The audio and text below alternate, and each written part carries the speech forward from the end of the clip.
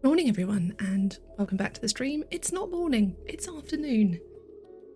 But it's within a few hours of when I got up, so I'm gonna say it's morning. Hello, it is Friday, it is 12:30 p.m. It is the 22nd of January, and it is the end of what is technically my first week at my PhD, but we're gonna call next week the first week after everything that happened this week. I am now a real student, as we discovered on Wednesday. Everything is sorted out. I'm just gonna skip this music because this has ended up being slightly tense in an unexpected way. And then just turn it down slightly. Really hate things that I've got. Here we go, this is better.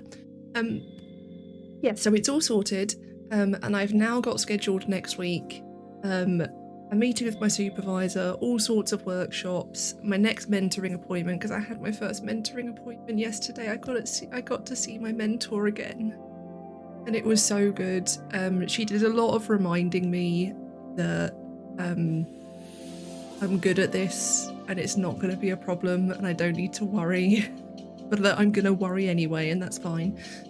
And yeah, like reminding me to pace myself, because I've been worrying a lot about how much I can study every day, and how I'm going to manage everything. So it was really, really good to talk to her and to internalize that a bit, that I'm not going to be awful at this.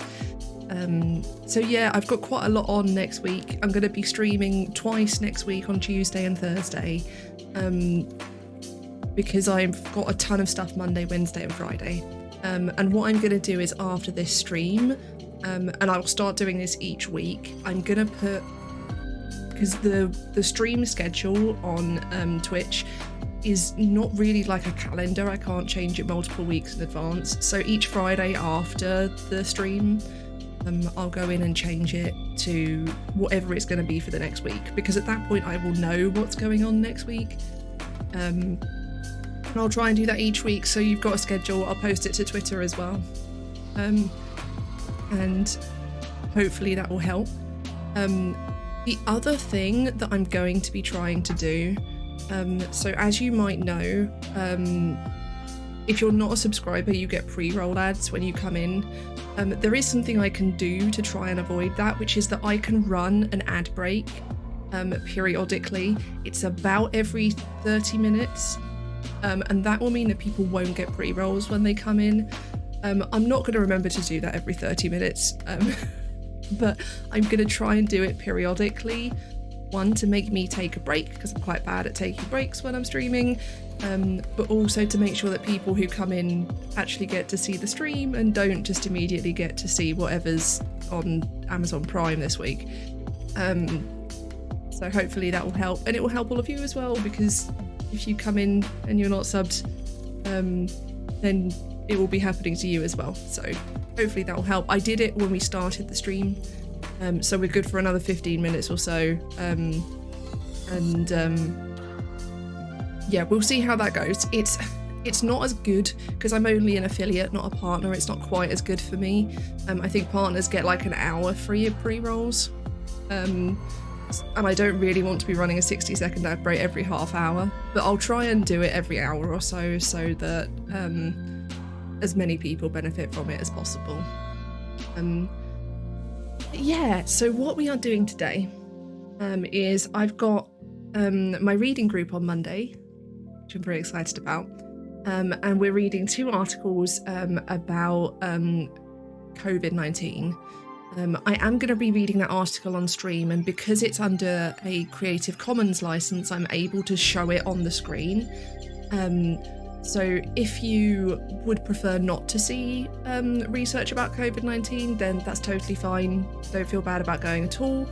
The article is specifically about data visualization, so it's not like directly about the experience of having the virus. But it kind of is at the same time, so entirely up to you what you need to do at that point. And yeah, so we're going to be reading that. I then want to get this week's notes typed up because I want that to be a thing I do every Friday. Technically it's last week's notes as well because I didn't stream on Friday, but I didn't do as much reading last week, so it's basically a week's worth of notes. So we'll do that as well. I'm gonna try and get myself, I think I'd like to be able to stream for more like 3 hours at a time. Only gonna be able to achieve this if I take fucking breaks.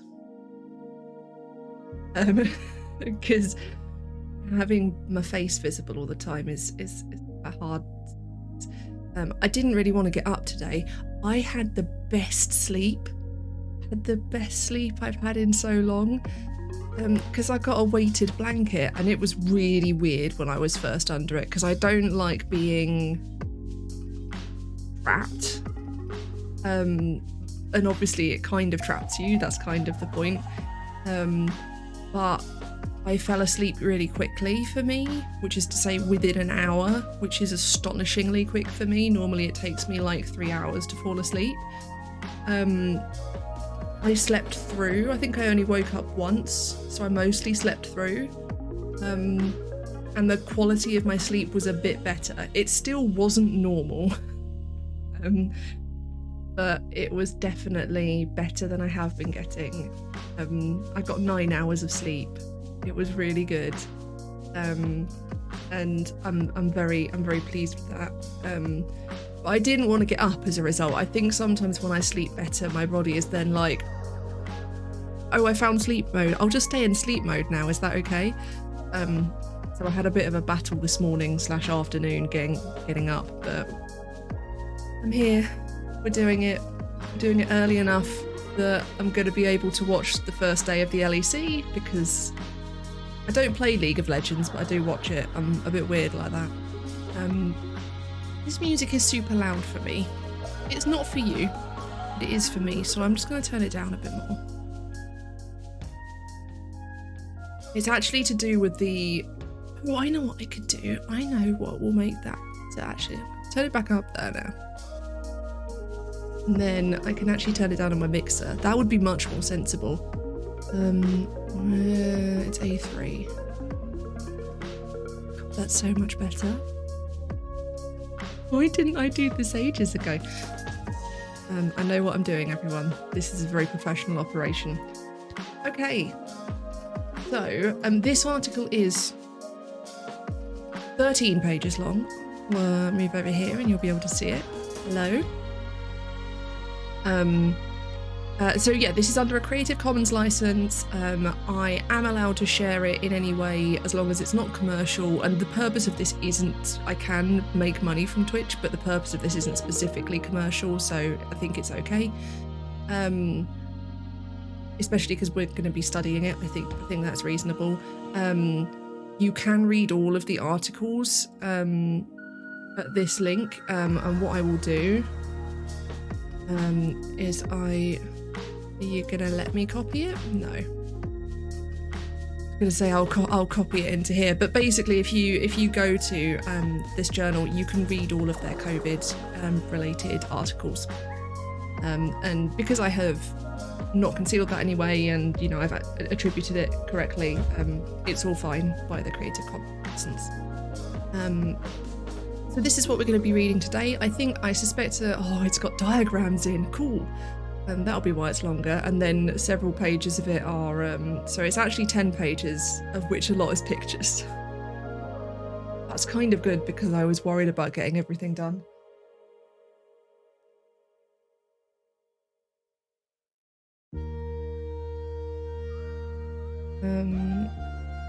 Yeah, so you're not going to be able to see the notes I'm taking, but you are going to be able to see what I'm reading.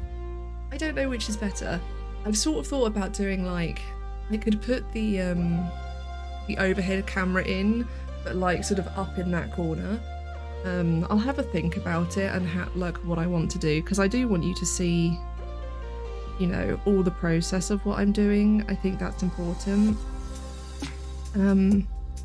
I'm especially interested to see what it's like in the coming weeks, like after I've had my supervision and stuff, because I was talking to my mentor yesterday, about like my fear that I've got too many ideas and not sort of knowing where to start, but sort of not knowing where to start, and wanting to do it well. And she was lovely and was like, you're getting all this help. I think it's going to feel a lot better next week, because I've got my supervision on Monday, and then I've got my like intro getting started workshop on Wednesday. I think I'm going to be super tired next week. I feel really silly because I like prepped for this week being the tiring one, and like I didn't raid in WoW this week. I was like, hey guys, use someone else instead of me for the team, because I need a bit of a break, and it's going to be next week that I need it more. But maybe next week I'll want the distraction of sitting with my lovely guild for a few hours. I'm just going to see if I can. Yeah, I'm gonna. I need this initially so that I can get the information down. But what I'll try and do is keep the bit that I'm reading like up there above my head, so that I tend to do that anyway whilst I'm reading. So that then you can see what I'm doing. Actually, you know what I'm gonna do? I'm gonna do that. And hopefully it won't be upset. It's gonna look real weird for a moment, just to warn you. Want to add webcam too. Oh, actually, it didn't look super weird. Ooh. I'm gonna make that bit smaller just so that you can see it. I also need to flip it.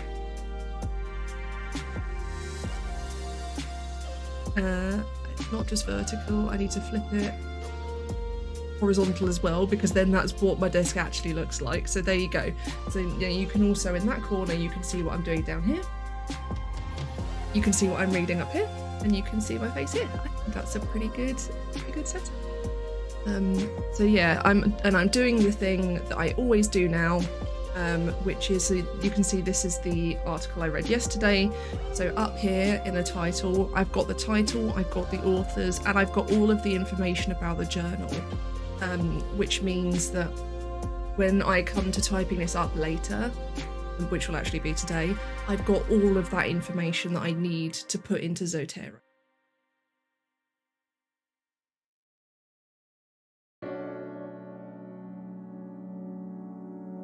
Now, obviously, you're not going to be able to read what I'm writing down here because it's going to be so small, but you will be able to see it at least, so you can, if I'm quiet and looking down, you've got the context of what I'm doing.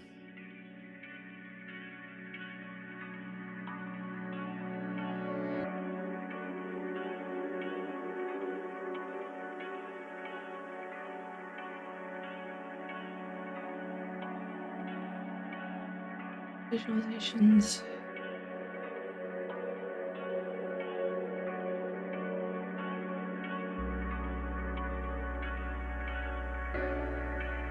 I also suspect I'm going to find this article really hard, because I've not done a lot of reading about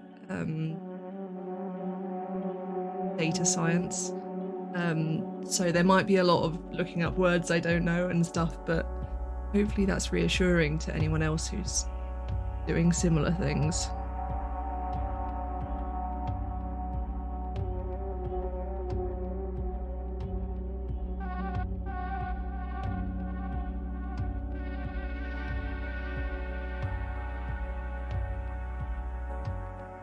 And this is data and society.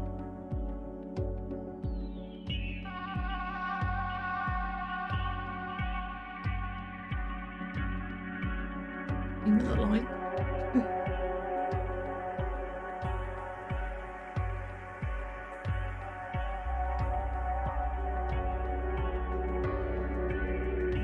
July to December 1 to 13, 2020. Okay.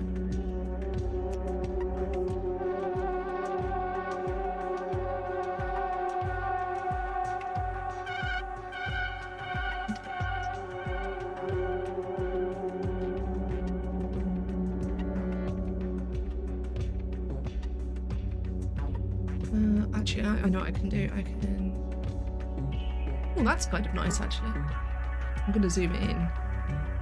Of course, now. There we go. Right, and that's that sweet spot in the middle. Okay. I can do this. This is not terrifying. I have a brain and it's quite good.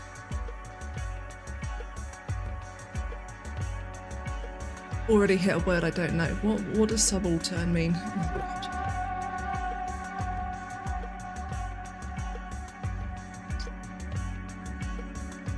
Post-colonial theory. Oh, okay. It can mean a few different things.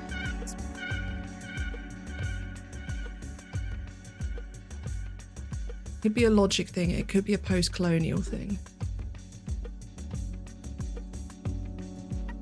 Plots and subaltern maps. Post-colonial studies and critical theory, the term subaltern designates and identifies the colonial populations who are socially, politically, and geographically excluded from the hierarchy of power of an imperial colony and from the metropolitan homeland of an empire. I don't know which it means. I think we'll carry on and then I'll see if we get any additional context. Oh, what's that? They offer tutorials in Torsen.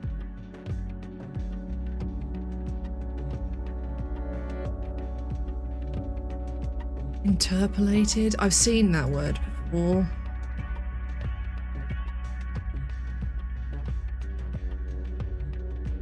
Bring into being or give an identity to.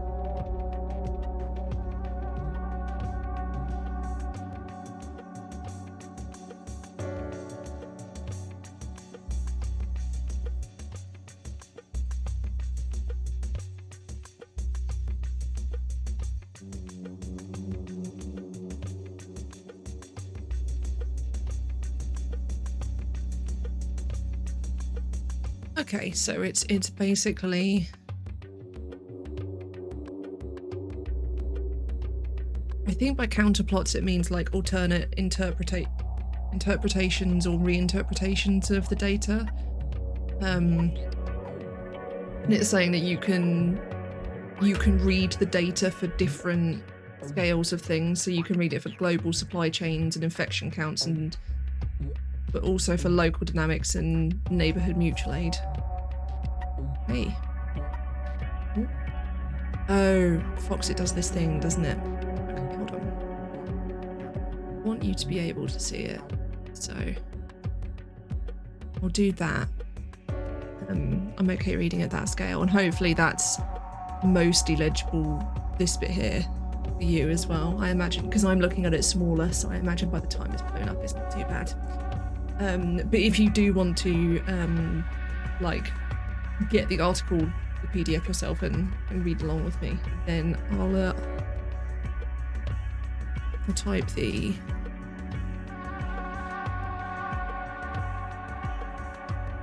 that would help if I didn't make a ton of typos. There you go. So that's the URL to what we're reading. So if you want to be able to see it more clearly, you can go and find it on there. There's possibly a setting somewhere in Foxit where I can make it not skip to the next page.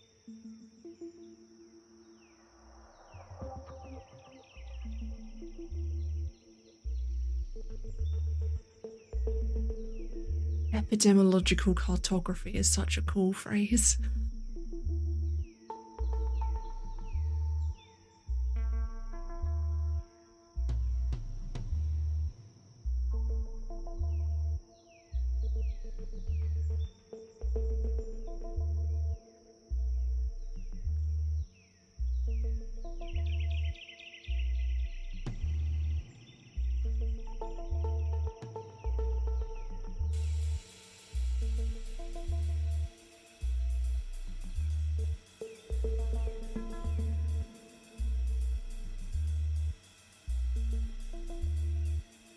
Okay, so this first bit is basically just saying It's a lot easier to create maps of data right now because of the availability of the different like software and stuff and the data itself that you need to do it. Open data repositories and so forth. And it's much easier for like individual information designers to do it, but then also research centers have opened like whole dashboards and things.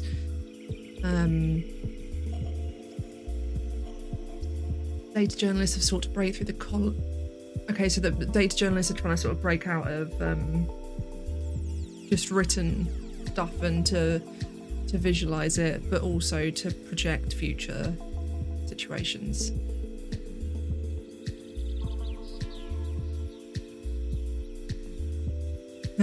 Yeah. So it goes on to a good quote here, which is going to go over the page. So the quote is, "It is both understandable and desirable that expert modelers have worked quickly to produce simulations. However, there is also danger in the uncritical circulation of decontextualized visualizations or headline statistics," which we know, right? Like when people share like a graph or some kind of data visualization on Twitter, Facebook, whatever, they're never sharing like, or for the most part not sharing like the full breakdown of that data. They're sharing just the graph itself, and because you can interpret data in different ways in how you present it visually, like I think the process of presenting data is a form of interpreting it based on like what you show and the scale at which you show it and what it's compared to in that visualization and that sort of thing. So there's a danger in that as well. So I think I'll make a couple of notes like just on the general thing there. In this, because I'm reading it for my reading group rather than for my PhD, I'm mostly reading to try and get an understanding of what the article is saying, more than I'm trying to look for my own thesis within this article. So my notes that I take for this sort of thing tend to be a bit different. It will be things like, this is what this article is about, rather than this is what I'm taking from this article, if you see what I mean. There's like a subtle difference there. So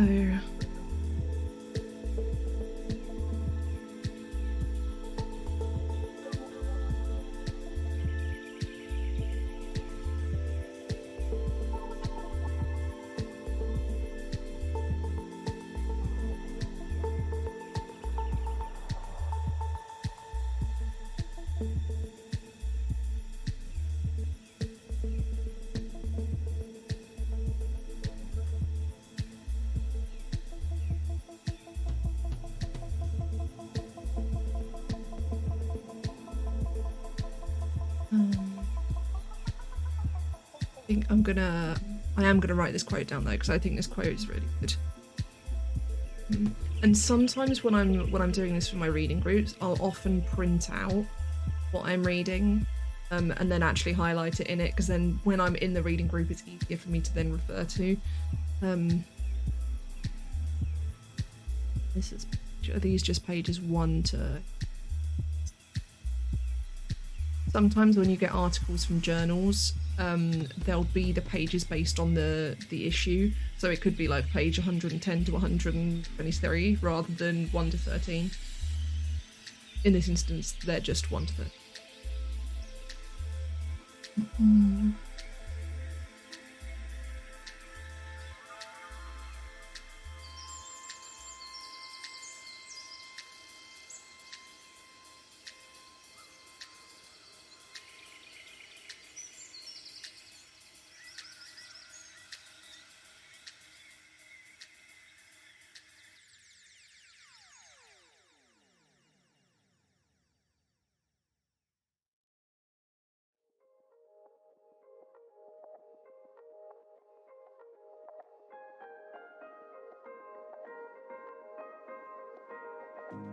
However, also do.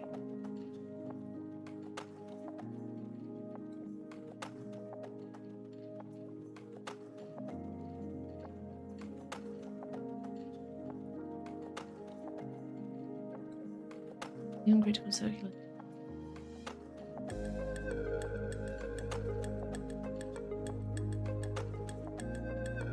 Decontextualized is an incredibly long word when you handwrite it. It's that, all of that there.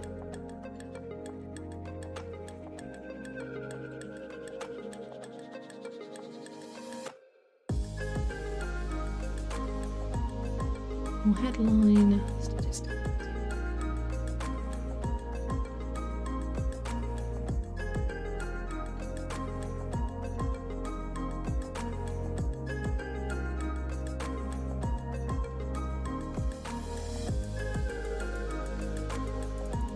Okay, yeah, so it's basically saying that the danger is the map you've made. It says the map becomes the territory, the projection incites a course of action that can lead to its own realization. So you sort of almost create a self-fulfilling prophecy by modeling the data in a certain way and then having it shared without that context of it being a model.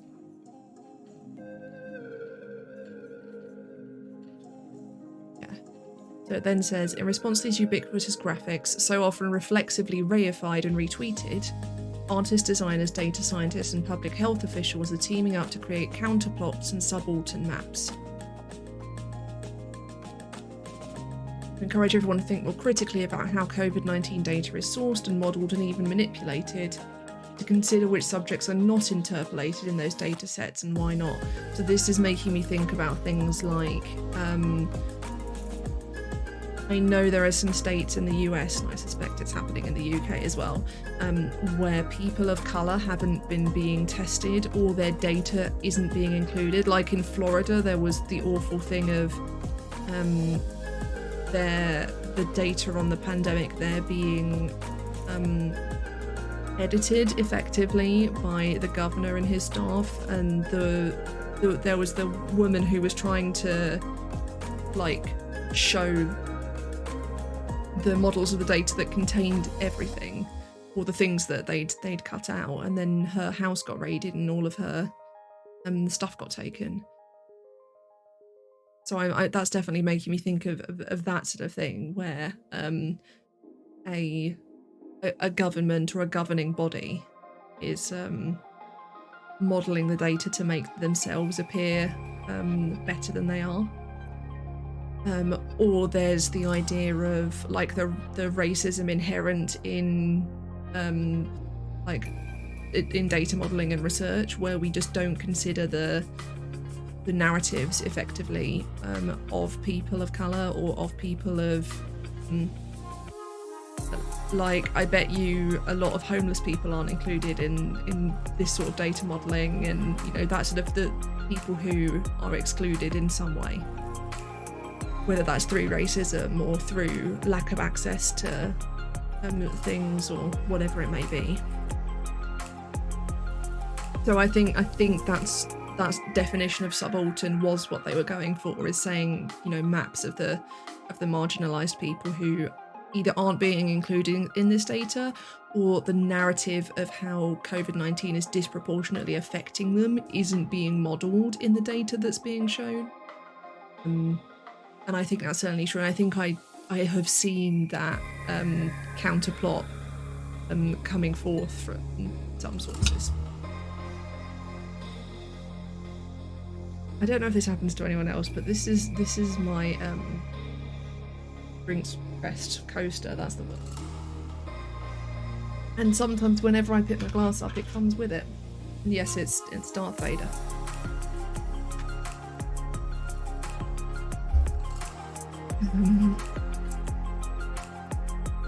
Yeah, to consider what subjects are not interpolating the data sets and why not. So I'm just going to make a note of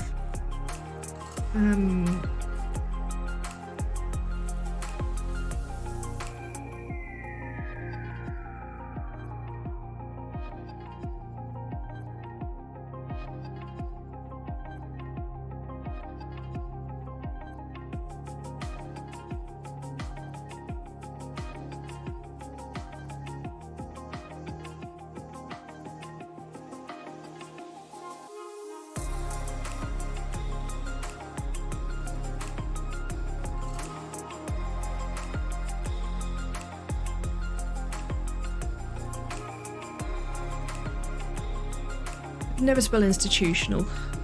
Institutional bigotry?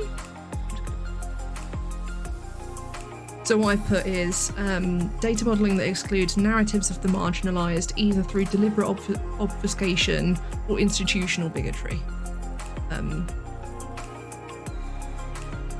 Like the thing where the facial recognition stuff that Twitter uses doesn't recognise people of colour as having faces. It will always recognise a white face over a black face, for example. And you can, if you're on Twitter, you have almost certainly seen someone display that, where you get a picture with 9 faces, 8 of which are people of colour and 1 of which is white, and Twitter will always show you the white one in the preview. It's horrible. Where is that up to? Projects also remind human subjects.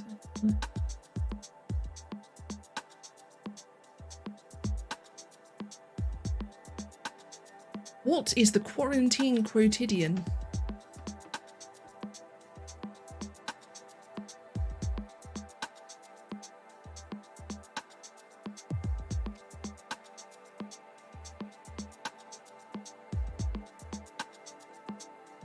Daily. Don't know. Okay. I'll keep reading and then I'll see if I can work out what it means.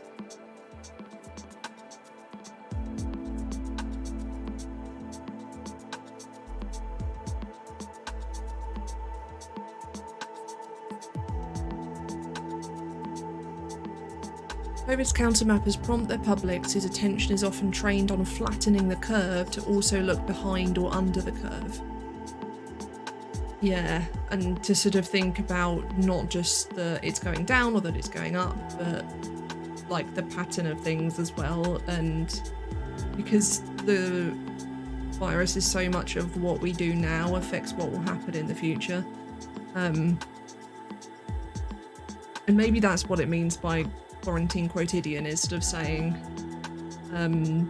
that seeing the effect that the daily experience of being in quarantine will have future data. So I'm just going to make a note. I want to put, this is page 2. Publics whose attention is often trained on flattening the curve is the part I'm going to write down.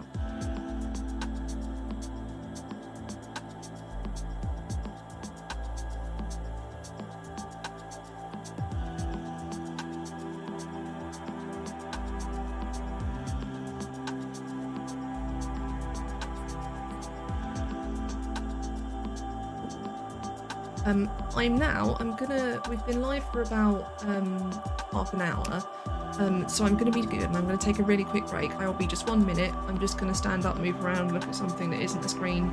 I am gonna run ads whilst I'm gone. It will only be 1 minute, and it will then mean that people don't get pre-rolls when they come in, because this seems like I've just gotten to the bottom of the paragraph before pandemic data practice, so this seems like a good place to take a pause.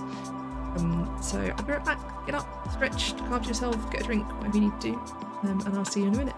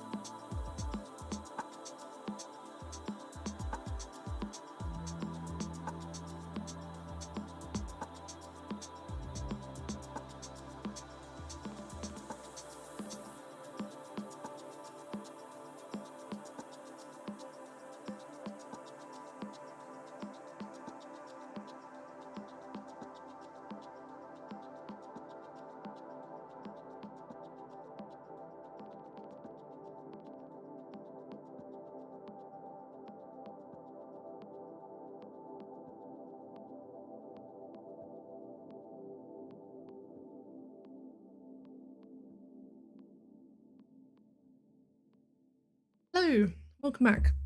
Wasn't kidding, it really was 1 minute. Ooh.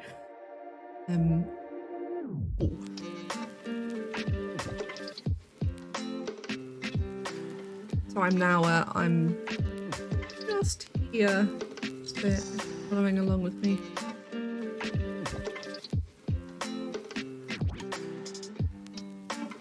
Article mentions the Jedi Code. I skipped ahead in the paragraph and I just saw the words Jedi Code and got excited. Right, let's read this properly. Also, I'm sorry, this is the furthest out. Actually, I can go that far. But I'll try and lean this way so you can see it still. I do that. Good.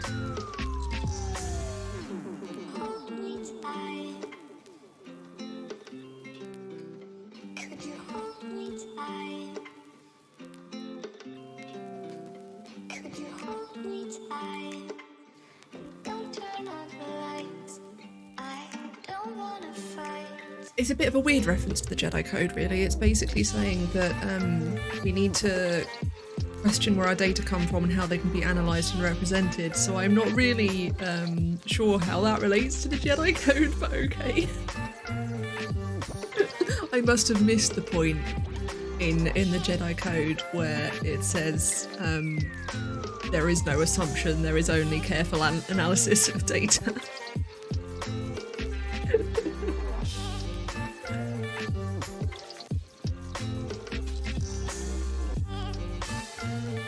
Okay, so it's saying that the pandemic is basically an opportunity to strengthen our collective data literacy. We can push for a richer, more diverse discourse through data visualization.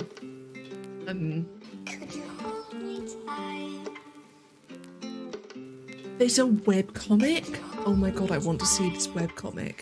Called COVID-19 Data Visualization is for everyone.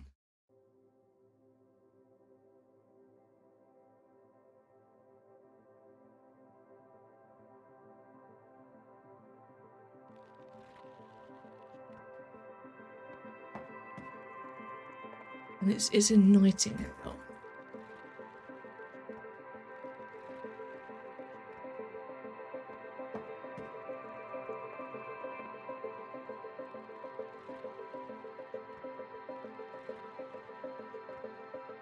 I found it.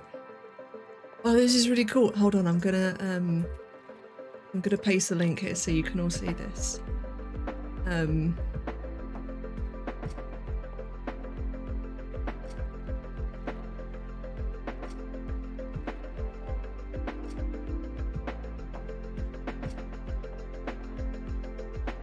So I'm just going to read you some of the points from this webcomic. It's so cool. The pandemic is overwhelming and out of our control. Knowing how to read the data presented to us can be very empowering, giving us back some sense of grounding. When we have a better understanding of risk, it can lead to more effective wellness behaviours and can help us feel empathy for others in more risky and vulnerable health situations.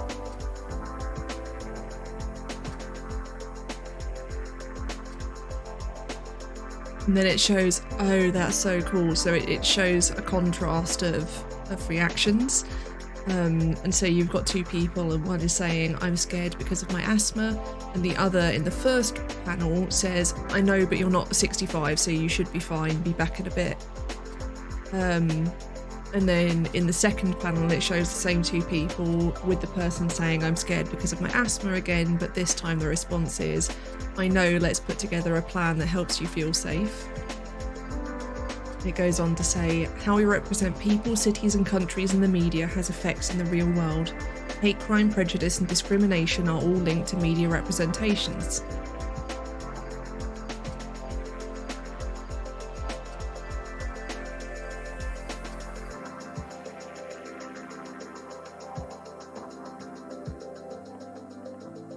And then it's got some images comparing the different forms of distancing and Coronavirus epidemic has generated a huge amount of data. This data is coming in from all over the world in real time as more people are tested and admitted to hospital. However, because information is being collected by so many different people in so many different places, using different systems of data collection, the aggregated data we see is complex and messy. In efforts to make this data more accessible, scientists are sharing their analyses with the public. This open data provides an incredible resource for those trying to understand things like how COVID-19 spreads, how often it is fatal, and who is most at risk. News organisations are also trying to translate this complex and messy data through the use of data visualizations. And so in this panel, it's got a load of examples of newspaper headlines, which are things like breaking news, many loved ones will die, coronavirus death toll jumps in largest single day rise, update outbreak could leave 1 in 10 in hospital, that sort of thing. With all of this data circulating, how much do we really understand about what we are seeing? How does the way data is presented influence our thoughts and behaviours? What information might be missing or be misrepresented? These are the kinds of questions, hey Oceanic, that people interested in data literacy are asking, because all of this data is only useful if we know how to read it. This is so cool. I'm going to go through and read this separately at another time. I'm good, thank you. I had the best sleep that I've had in ages because I bought a weighted blanket and it was really uncomfortable at first, but then I fell asleep within an hour, which is absolutely unheard of for me. So I'm really tired today. As happens when I then get more sleep. But I'm feeling good. How are you? How are you doing?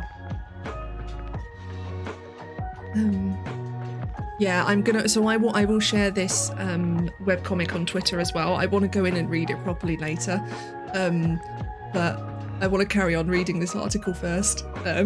So we'll go back to this and playing some Among Us with the community is 3 AM. Oh gosh, I tried Among Us and I can't do it. I can't do the like social deception thing. I'm fine, absolutely fine with it.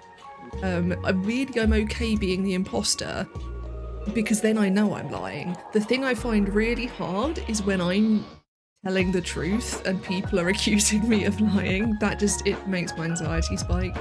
I played it with my former work team because they all really wanted to play it, and I had like a team of 3 people ready to bail me out when it got too much.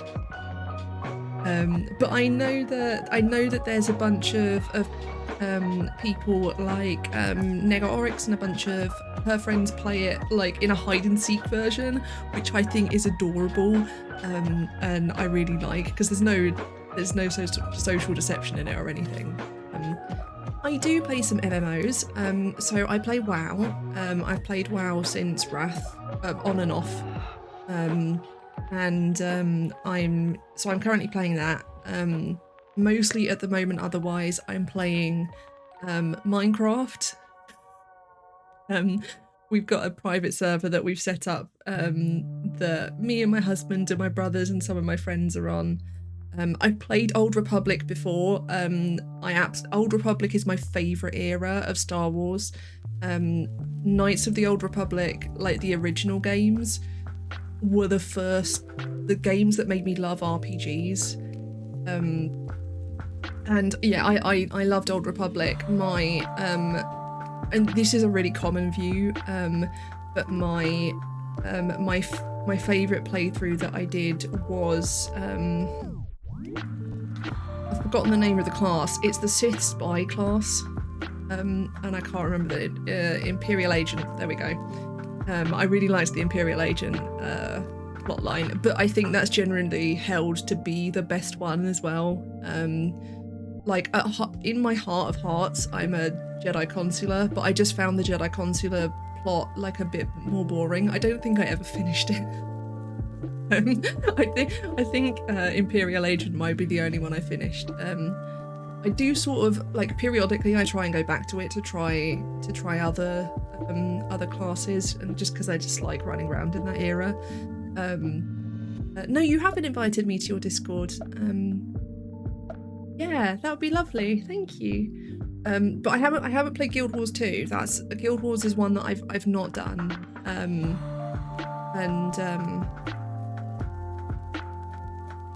Was the no. I was trying to click something else.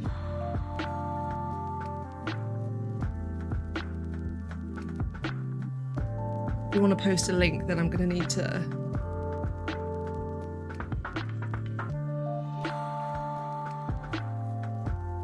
There we go. It got there in the end. So there, if you do want to post the link for it, then you are safe to now, and I'll have a look at that later.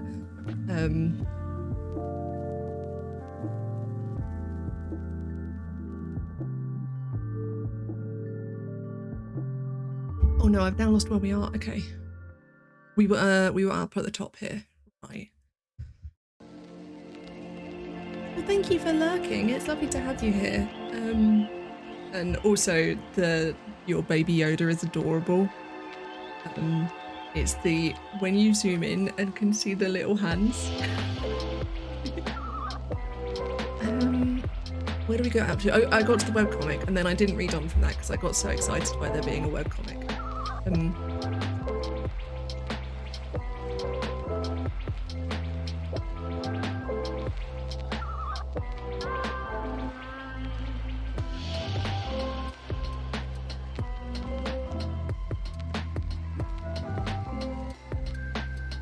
Oh, this is interesting.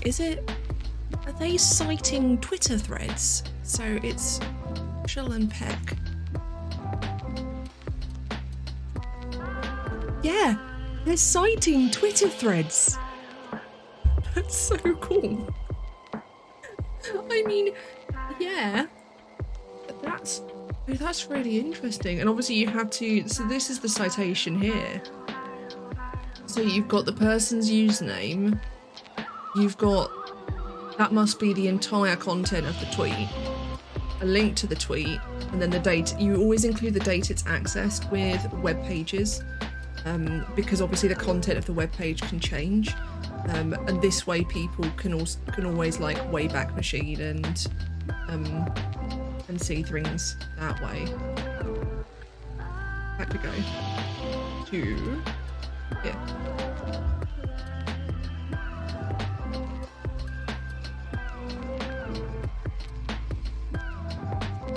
Oh yeah, so this is one of the articles on my to read list is about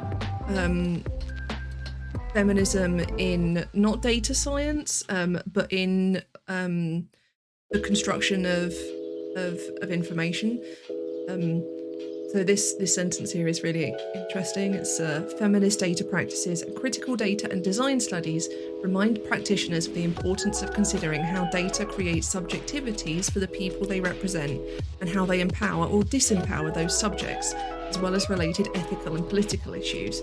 So I've got an article on my to-read list called by Casey Fiesler, which is about feminist-informed design processes. This is making me really want to read that now. Maybe I'll try and... I didn't really do any reading over the weekend. I was like, maybe I'll try and read it by Monday so that I can then talk about it in the reading group. We'll see. Maybe I can read it before I get into the reading group. So I've got workshop on that day as well. We'll see. I'm gonna make a note about the webcomic. So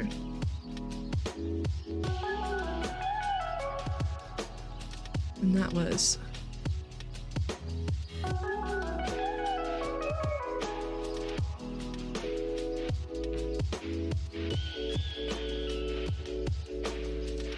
and then I'll have a review.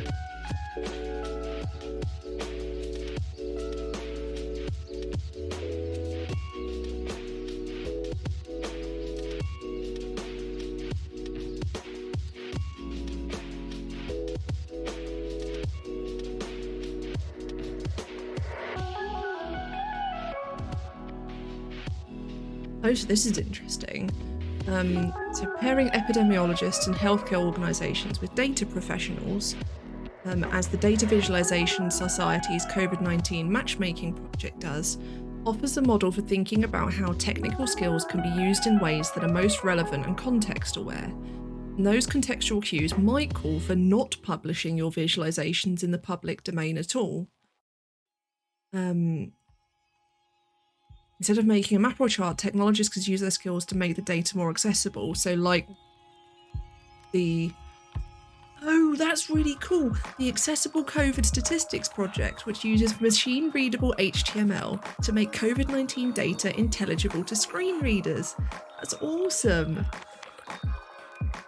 And I'm so happy that it's talking about like the accessibility of data in a disability context as well.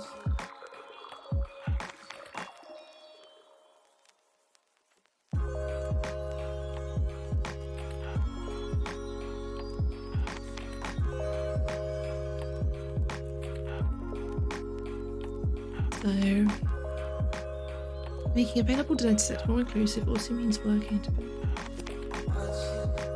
different populations are affected by the representation or lack thereof within data themselves. Making known the limits of our data, especially in its collection, can help uncover ways they exclude important narratives.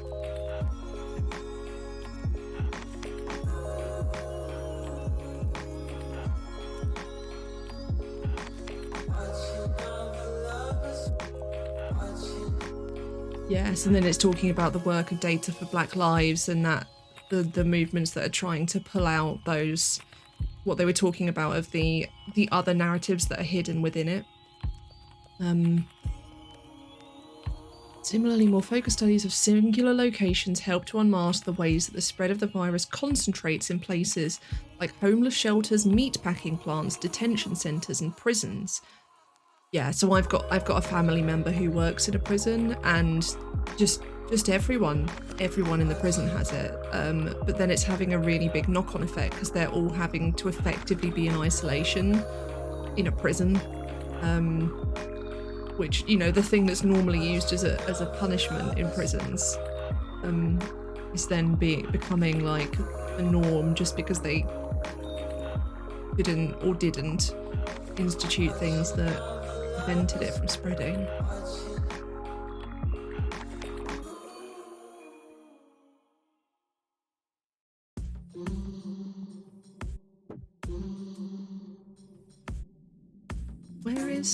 So it's referencing figure 2 and figure 3. Where did it reference figure 1? Did I miss that?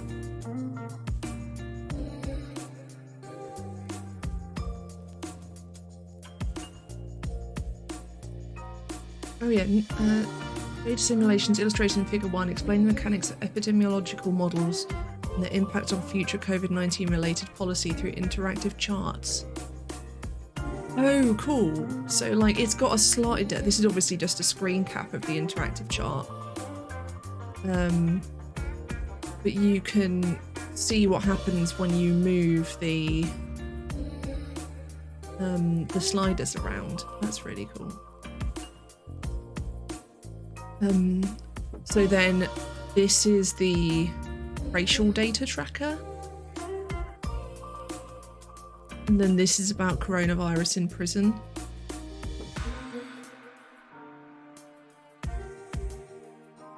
Oh, cool. So you can filter to a single state and show absolute numbers, but then you can also compare case and death rates to the entire state's population, so you can see like what the prison is in relation to the state as a whole. Project, and then this one shows the performance of all states across a variety of data reporting measures, and assigns a grade to each state. Oh no, we can't zoom in. Actually, no, I can zoom in. I have the technology, so we can see some of these in slightly more detail.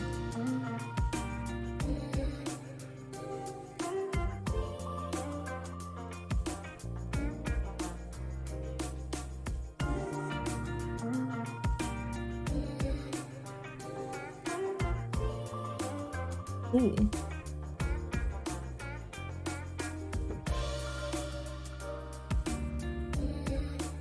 love soup, isn't it? And I didn't read all of this, no, because I skipped ahead because it was referencing figures 2 and 3. So we're at indexial. Probably indexial. It was indexial because the closed captions only got it when I pronounced it that way.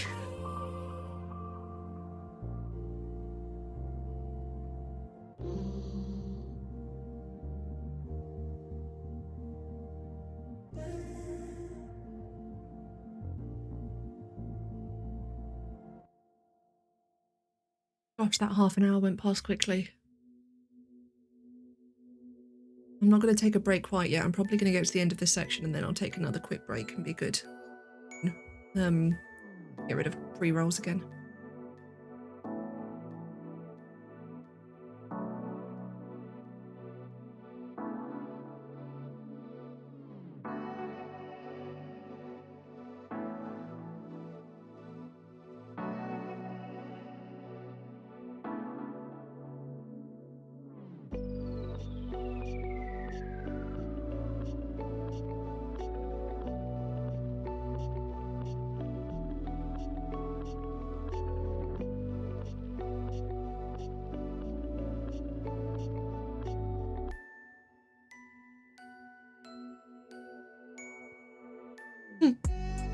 This is cool. It's a bit about how people have created like sets of sounds, either sounds that are missing or sounds that are present because of the pandemic. That's really cool. Photographs function as passive data visualizations in revealing how the virus reshapes spatial orders. So they've got an example up here, this picture. So I'll read the description for you. It's taped to lines on the floor of a supermarket in Amsterdam, indexing the geometry of social distancing. And it's so you can see, it looks like this is taken from next to the checkouts or self-service checkouts, and there's boxes on the floor around those, and then you can see into the corridors. There's like the normal ones for this is how far apart you are within the aisles. I don't know why I said corridors. Here, photojournalism doubles of cartography. That's a really cool way of thinking about it. I'm gonna write that quote down. Here's page 5.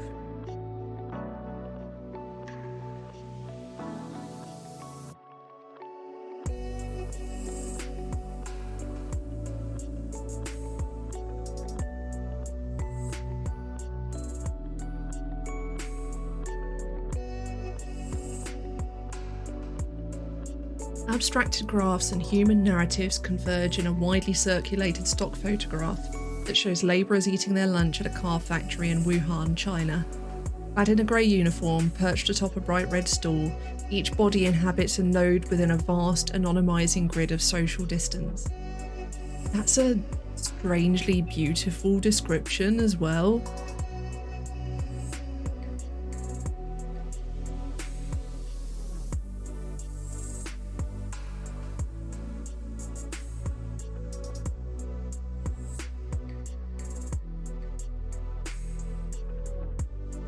There's a collection. The V&A is chronicling COVID's myriad everyday artifacts, material embodiments like the grid of the virus's operational logics and affects. Among the growing pandemic objects collection are handmade signs for businesses to announce their temporary closure, for neighbours to express community solidarity, as well as jury-rigged protective door handles, toilet paper, cardboard packaging, and flour and yeast for novice home bakers. That's really cool.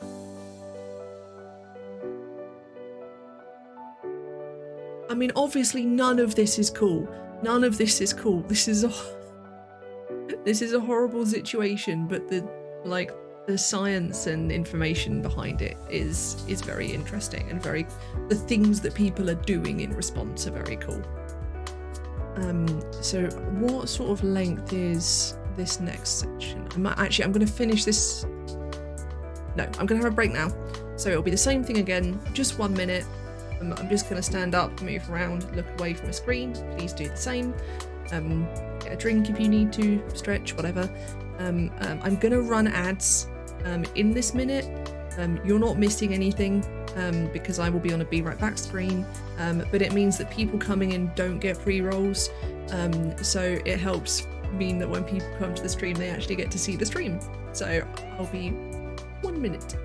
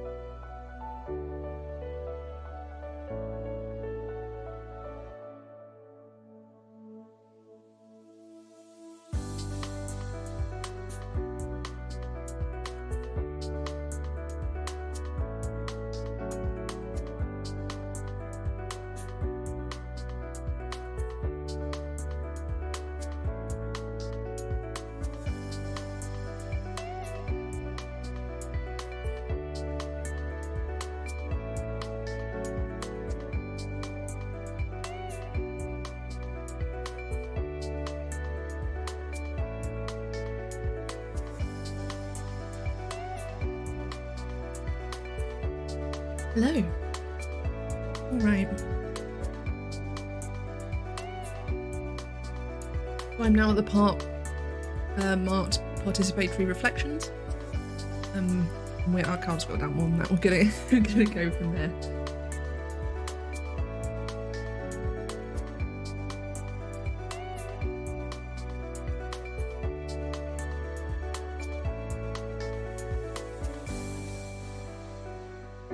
This is nice. In a time of anxiety and uncertainty, these reflective projects provide a much-needed venue for play, humour and effective response. I might write that down actually. Is this still page 5? Yeah.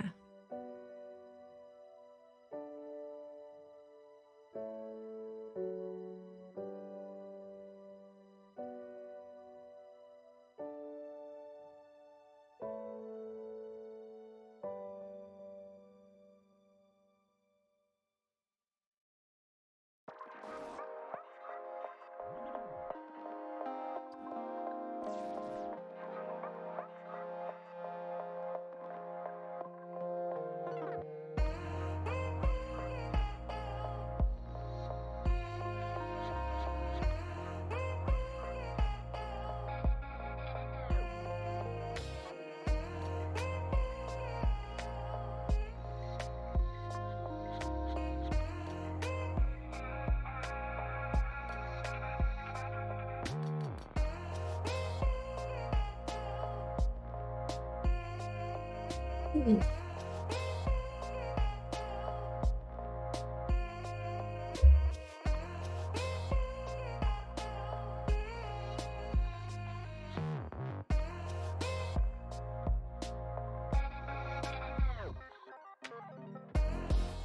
No, this was a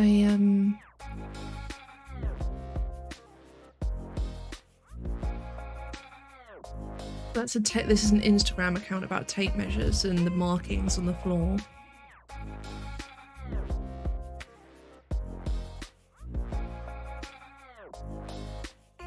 And then this is a visualization that's then been translated a whole bunch of times.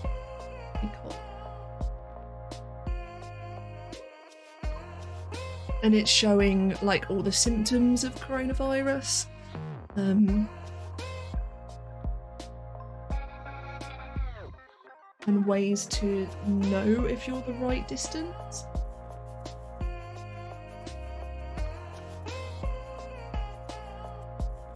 And then different things about how New York is changing. Taxi complaints are down. Graffiti is down. Number of rodents is down. Drug activity has increased by 99%. Residential noise has increased.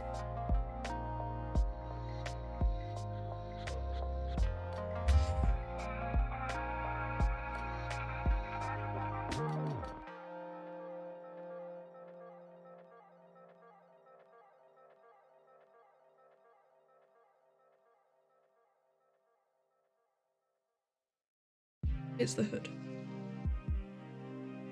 I look properly bundled up now. Our heating isn't on at this time of day, so that's probably why. And then there was this also talked about figure 7, flowchart, asking what should I do. Oh wow, this is a huge one. I'm gonna zoom this in a bit. It means we're not going to be able to see all of it in one go. But so you can go through like, this is like if you've got symptoms or you're worried you might have it. So you can sort of go, are you freaking out?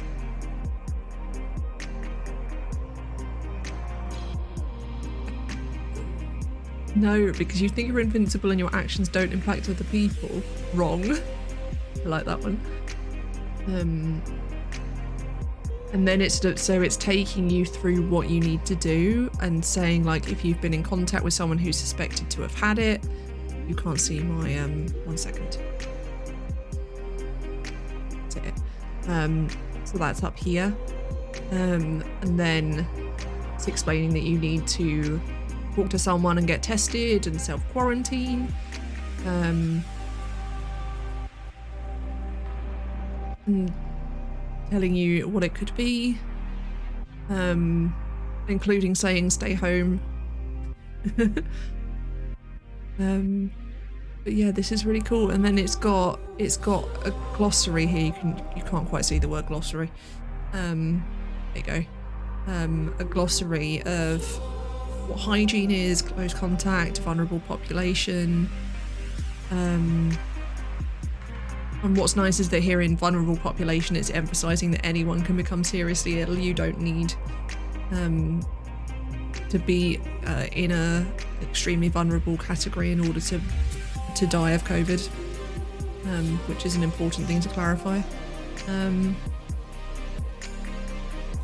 what shelter in place means.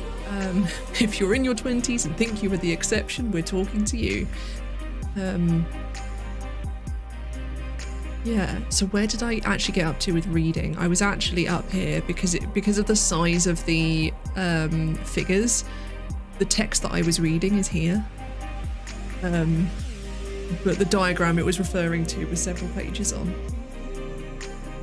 These visualizations feel personal, engaging, and bring perspective to the vastness of the pandemic present. Yeah.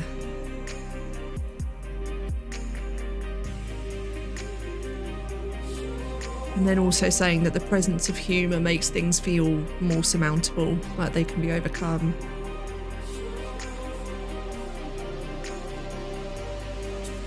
Oh yeah, like all of the images about what song you sing in your head when you're washing your hands and that sort of thing. Like that sort of kind of participation.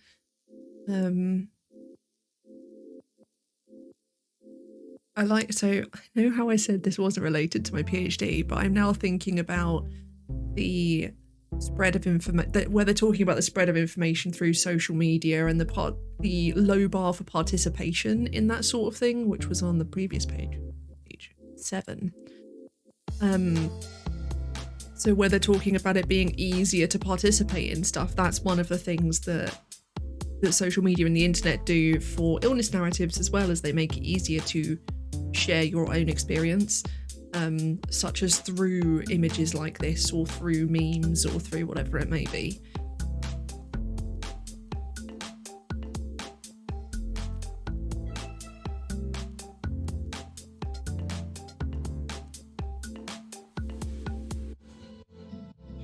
So that's a good reference.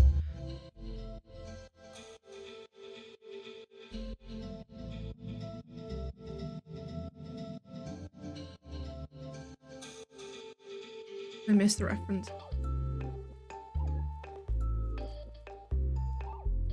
It's the...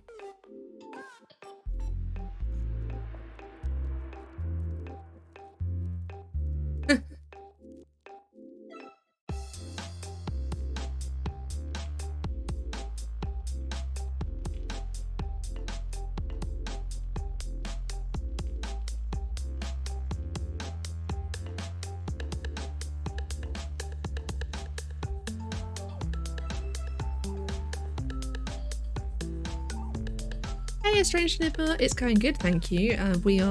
This is a journal article on COVID-19 data science that we're reading for my reading group. And then we're going to be typing some notes up, but it's all going really well.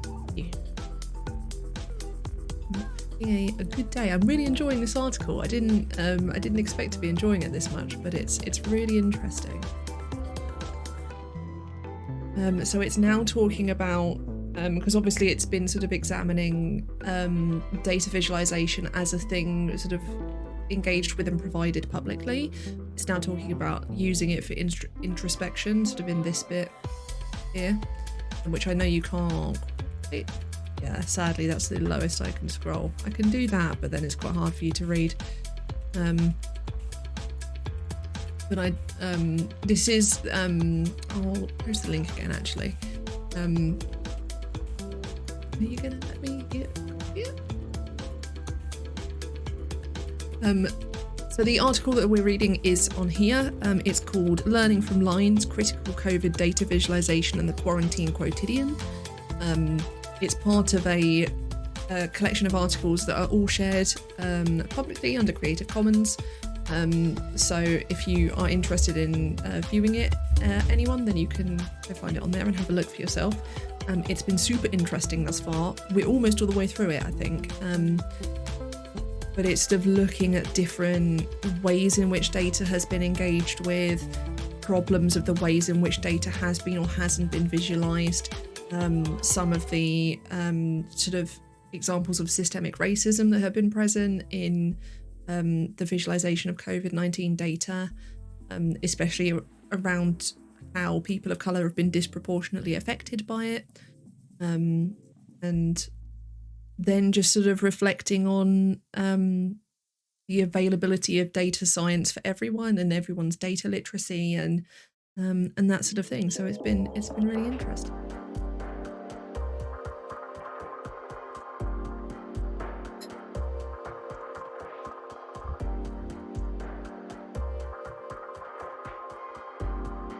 That's a really cool term, data visceralization.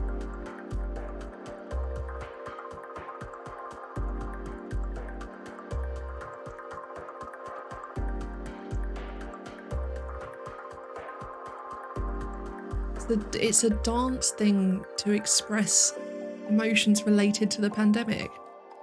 It is so cool. Is this page 8? No, this is page 9. Okay.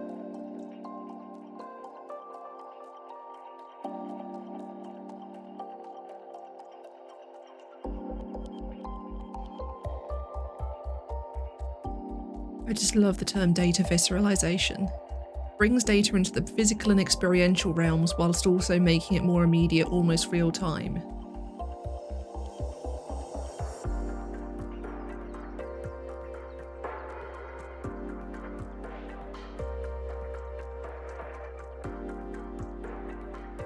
It's basically making data an embodied experience, which is what I've just written down here.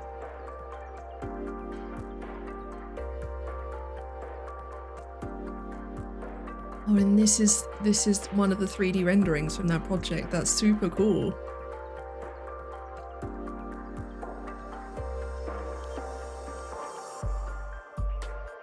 So this is the conclusion that we're reading now. So, as the projects above demonstrate, both the creators and consumers of our coronavirus maps and graphs need to attend to irregularities in demographics and geographic distribution, and to consider the politics of who or what is and is not represented in the standard datasets.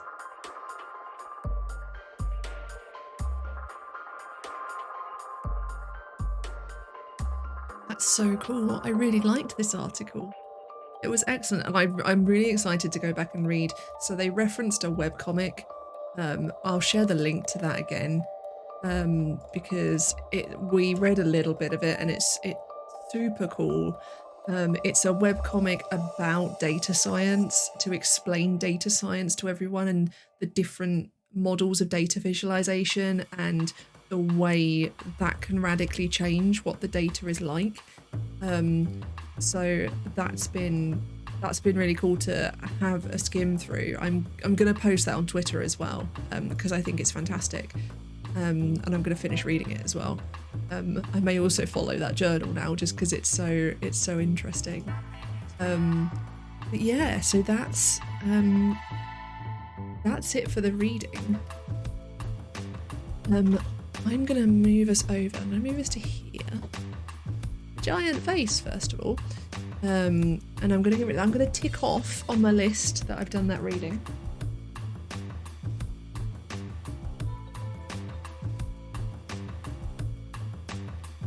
And then the other thing we need to do today is, I open up Zotero, we're gonna find out where I got to in typing up this notebook. Because, if you've not been here where I've talked about this before, this is my PhD notebook. Basically anything I read related to my PhD goes in here. Any notes from supervisions, notes from my reading groups, workshops I go to, anything like that, all goes in here. And I do it handwritten initially because it then goes into my brain better that way whilst I'm reading it.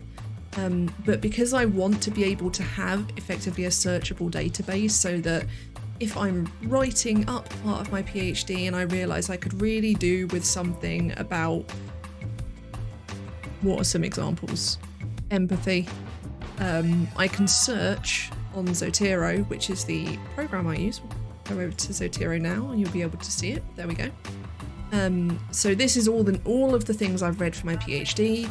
All of these have notes in. So I can then search and it will search all of my notes. I've also got all of the things for my dissertation, for the modules I did last year, for some of the conferences I've been to, and it means I can search everything and find references or more bits of information. And my plan for keeping up with that is to each week on Friday, as the last thing I do while studying on Friday, write up all of the notes I've done through the preceding week. Now I didn't do that last week because I wasn't well, because I was dealing with all of the registration issues. So I am a little bit behind. However, I haven't done a ton of reading. I've done a reasonable amount of reading, but not like a ton of notes. So we typed up The Body Keeps the Score. I'm just working out what the last thing I typed up was. Have I done Cultivating? Yes. Does that have notes in? Yes, it does. So I typed that one up.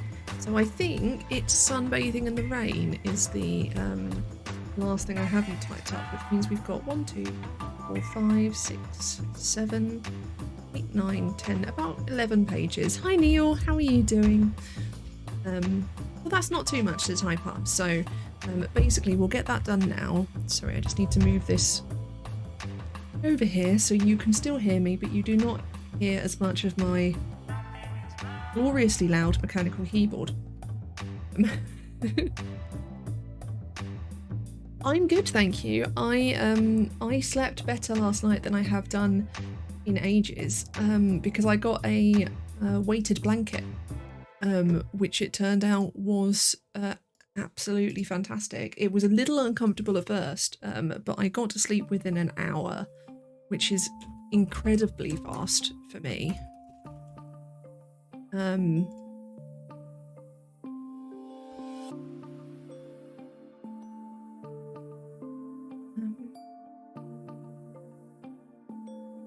Yeah, so I'm feeling a bit more tired today because I've had more sleep. That tends to happen.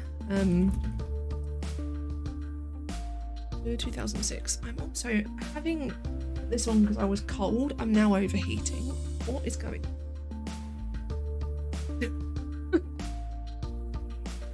All right. So my notes on this book.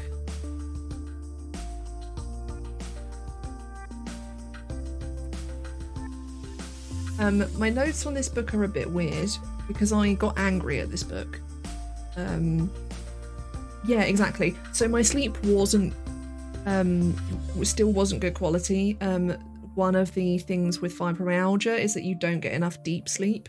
And I have a Fitbit, so it's not completely reliable statistics, but it's not bad.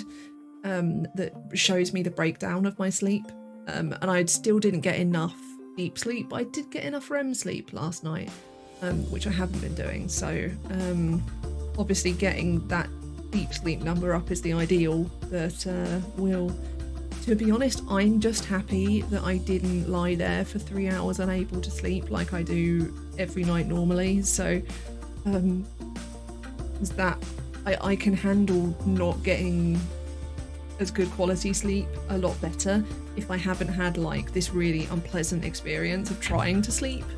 That definitely helps a lot. But yeah, so I got angry reading this book. It contains some perspectives on depression that I don't personally hold. So what I did when I was taking these notes is I explored some of my emotions in some of my notes. So they're a little bit weird. They're a little bit different to the notes I normally take, which you'll see as I go on. Also, I think at some point I wrote a quote and then wrote, "Fuck this especially." Do you track REM sleep on it, or is it based on intuition? So what it does is it does it based on your heart rate. So because it's measuring my heart rate from here, it's not 100% accurate, but it's not, completely inaccurate either. And it will track. It's also got a motion sensor in it, so it will track how much I'm moving as well. It can tell if I'm tossing and turning. It obviously can tell if I wake up. So it's a pretty good indicator. I am later in the year, when it's possible, going to go and have a sleep study done in the hospital. We want to make sure I haven't got any underlying sleep conditions that I don't know about, like sleep apnea or any other problems. And also to see if we can get an accurate breakdown of what's happening with my sleep. To check that it is just the fibro thing and not something else, and if it is that, to better work out what we can do about it. I do practice sleep hygiene, a lot of the things that you're meant to do, get rid of screens at a certain time. I have a night routine that I go through. I use an app called Routinery, which I would really recommend if you're trying to learn a new routine in that way. And it takes me through doing different things, and sort of times them and make sure I do the right amount of everything and in the same order every day, and it's quite like soothing to go through it. So yeah, hopefully all of these things combined are starting to work and starting to make sleep not a daily trauma that I have to endure.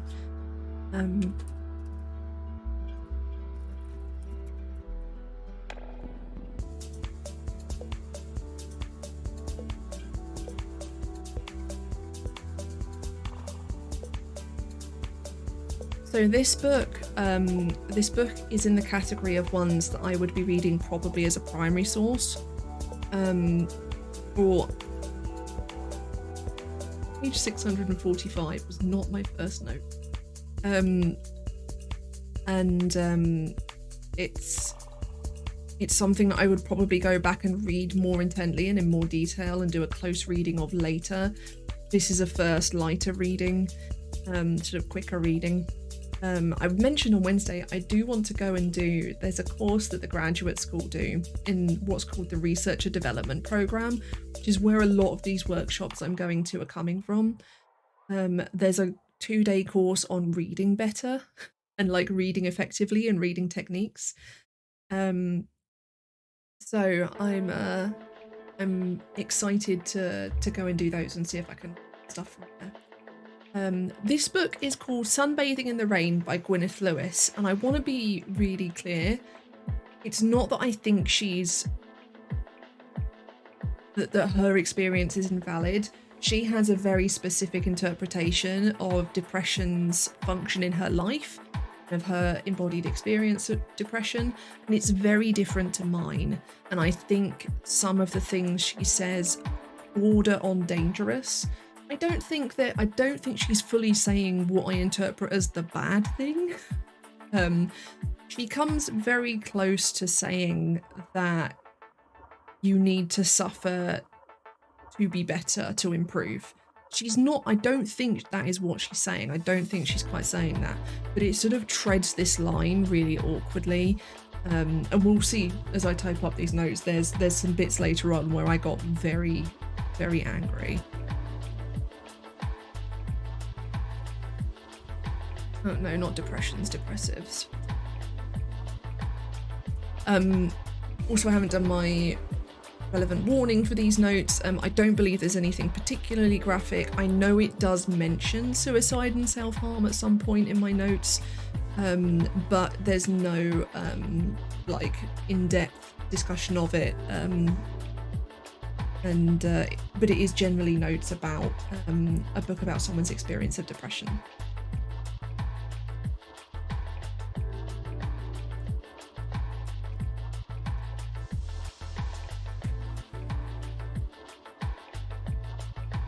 And she has this really, the thing is that I would go from being really angry at this book to being like, yes, that's an awesome point. And it was really frustrating as I was reading it because I never knew whether I was going to be angry or agree with her. And it was kind of both. She has this theme of truth that goes through the whole book. And this idea that it's depression that allows you to see the truth of your life as a transformative force.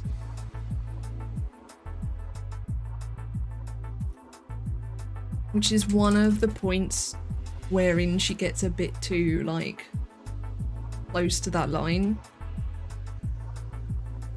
This is one of those quotes that...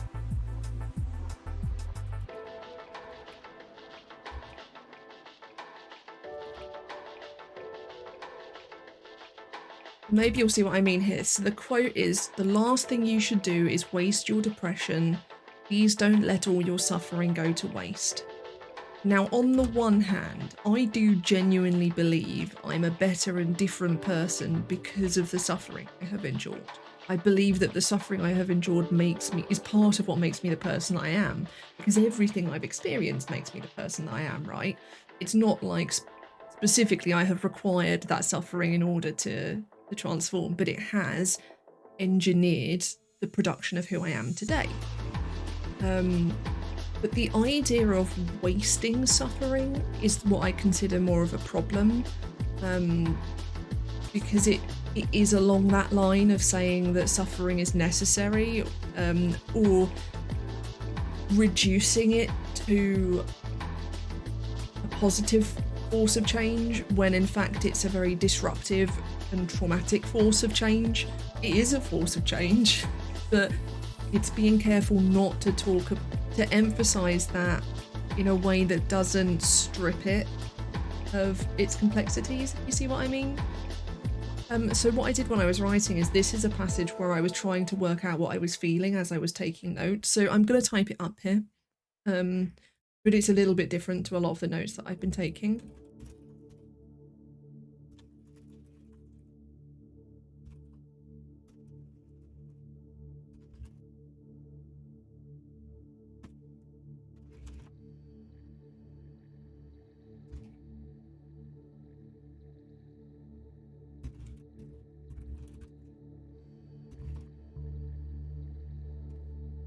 So yeah, I wrote, "I'm angry reading this. Why am I angry? It's treading a fine line around suffering. You must suffer to be more, etc."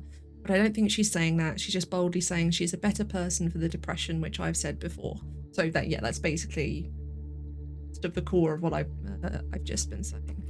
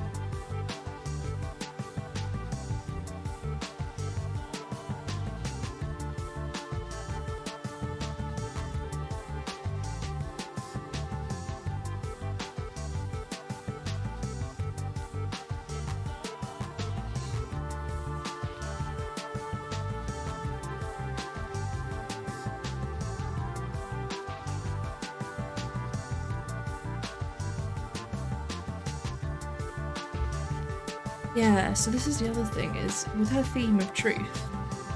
Let me just finish.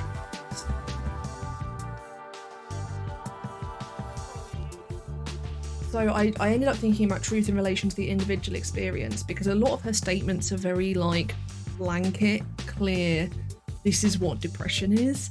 And I think that's the other thing that was rubbing me the wrong way, is that idea that, like, she was careful at points to say that people's experience of depression is different, but then she was also making very, like, this is the thing statements, if you... so it was... Yeah. It's frustrating to read, because it was like I didn't have my balance with the book, sort of thing.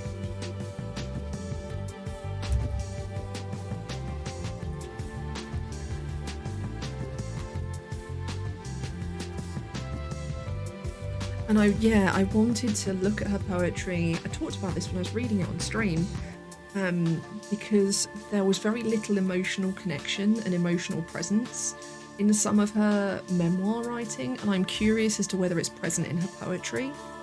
And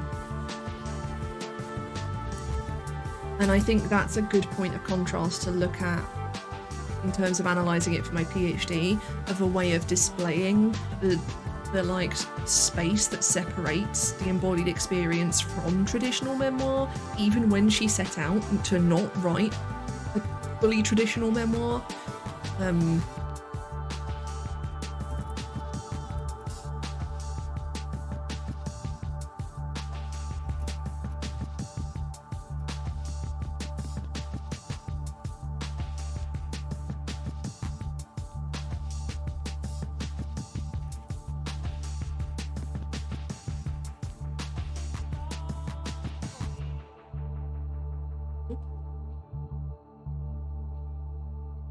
My hands are hurting a bit, so they're not quite doing what I want them to.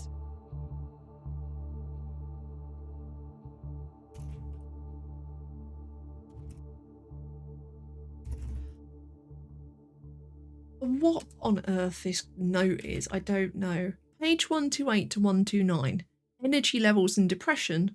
Horses.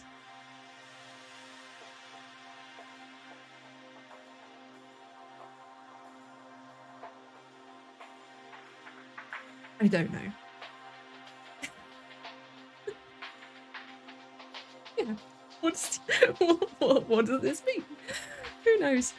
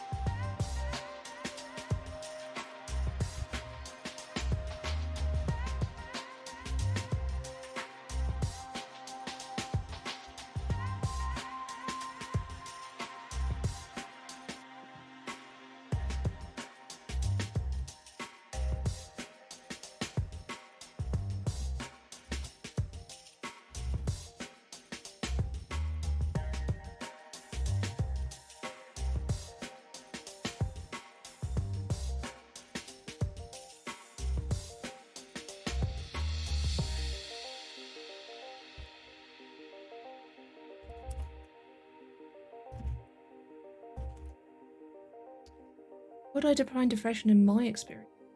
That is a very good question. I don't know that I know yet. I think it's really hard because the description of depression I was given when learning what depression was very much based on, you know, the DSM's categorization of it. So this list of symptoms, it's having no energy, it's feeling sadness and despair, it's having no motivation to do anything, it's self-doubt, it's, you know, all of those sort of things. And I do have all of those things. And they do, you know, they do come from that. But I don't know that it is something that I could define simply. I think the simplest way to define it would be that it is a distorted view of the self and the world.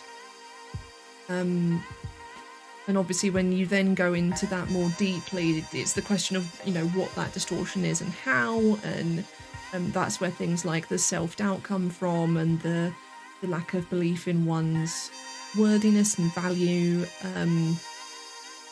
I think there's an inherent sense of disconnection from the world, whether you experienced dissociation and depersonalization or not.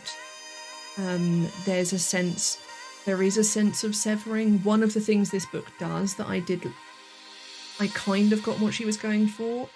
So she talks about depression as being a form of death of the self or death of the soul. And whilst I wouldn't refer to it as a death necessarily, because I think it gets muddled.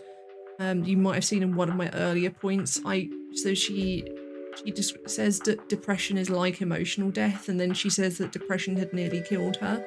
And because of the way she uses that metaphor, it's hard to tell whether she's just shifted her metaphor to a simile or whether she's actively referencing suicide. It's really hard to tell. So I wouldn't personally use the metaphor of death, but I do think there is a separation from the self. And not just a separation from the self, but a separation from the self situation in the wider world. A narrowing of focus onto the self, the thing that is often described as the selfishness of depression and the self-centeredness of depression, I think is one of the characteristics of it. It certainly has been for me. I don't think it's selfishness in the same way that the lack of motivation and the lack of energy, it isn't laziness. It can be experienced by people around you in those terms, because I think it's also important to acknowledge that, and this is one thing her book does talk about, is that her experience of depression is both in her personal experience of having had it, and also that her mother was very seriously depressed. So for me, my father was very seriously depressed as well, so I also have that influence upon myself. I've just realised that I've missed a letter in a word back here. I'm just gonna look that up. So yeah, that's not really a set definition, because I don't think it's easy to make one. It's definitely not some boxes you tick off. What's this? Power.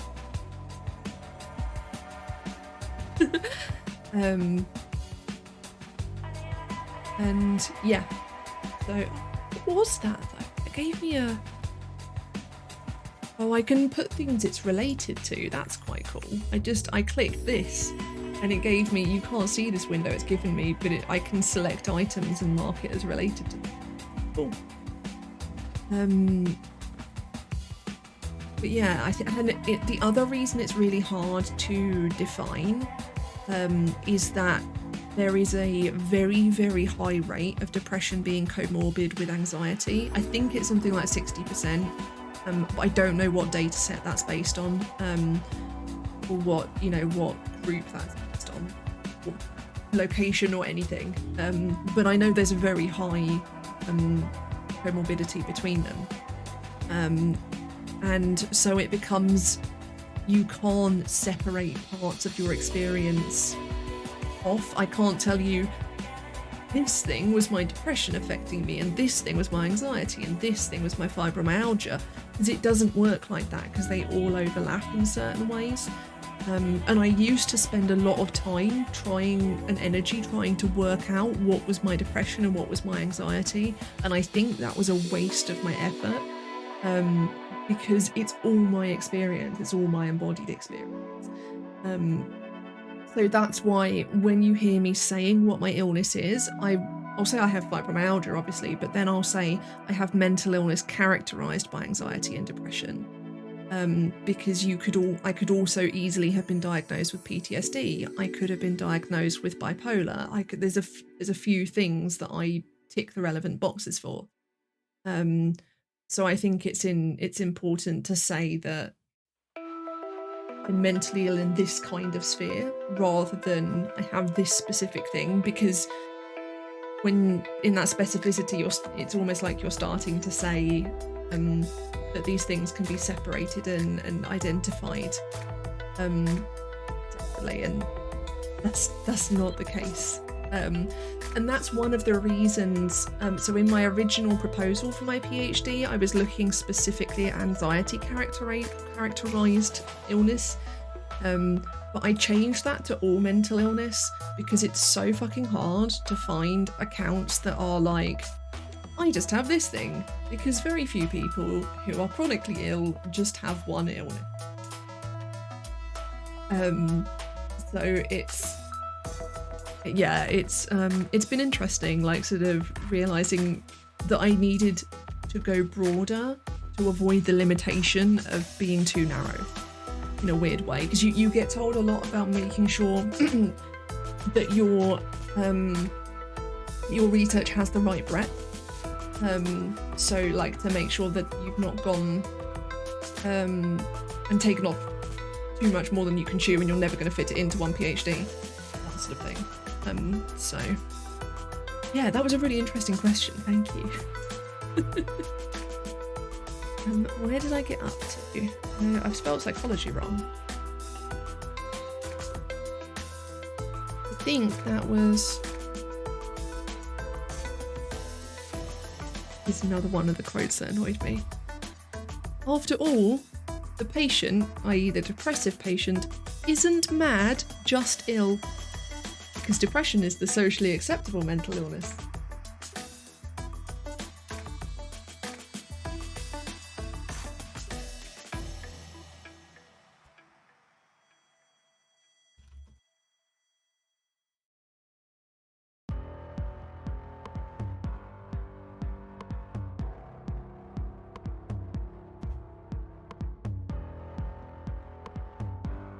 Does that say very? Why have I put a dash there then? I'm going to assume it says very rigorous British frankness.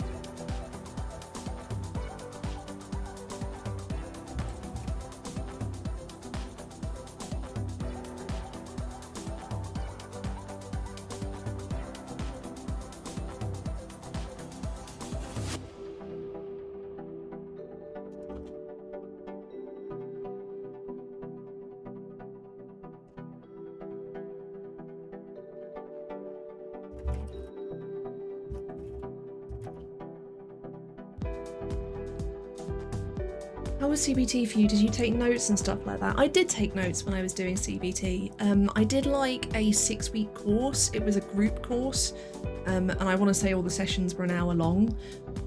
I think the problem I had was that I knew a lot of the things that CBT was teaching me, and my problem had never been like the knowledge. It was putting the knowledge into practice was the thing I found hard. And it's really hard for me to say, because I think the point at which I had CBT was not the point at which CBT would have helped. I think it could have helped. I did have some like CBT oriented therapy, like not a specific traditional CBT course, but a therapist who worked with CBT related practices.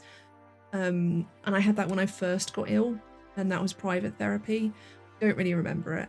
I don't have a lot of memory of that year. So I can't tell you how much it did. But I definitely don't think I took notes then. And I don't remember it making a substantial improvement, but it did get me to the point where I function So it must have done something. Yeah, it's really hard to say. I'm curious about what it could have done for me if I'd had it at the right time. I do believe that there's, one of the reasons there's so many different kinds of therapy is that different people need different types at different points in their illness. And also that some don't work for some people. And for me, CBT, in the way I've had it, hasn't worked as well. And it felt very much like when I did that 6-week course, it was pushed on me because it was in vogue, basically. And it was the thing that, because I was having psychodynamic psychotherapy at the time, and they then put me onto this course additionally. I think that was about the same time. Again, my memory is bad, so it's a bit hard for me to remember. That was very tautological of me. But yeah, I wonder what... I've got a vague image of the room that it was in my head. But I wonder what it would have been like if I'd done it at a different time. Maybe it would have helped then. Yeah, I think as I've said before, I didn't find that it helped me a great deal. This is very energetic music.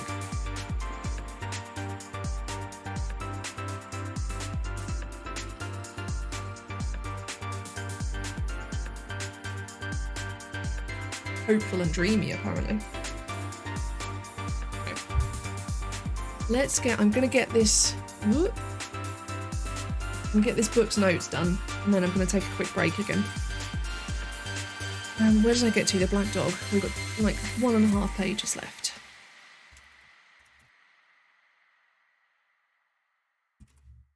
Oh.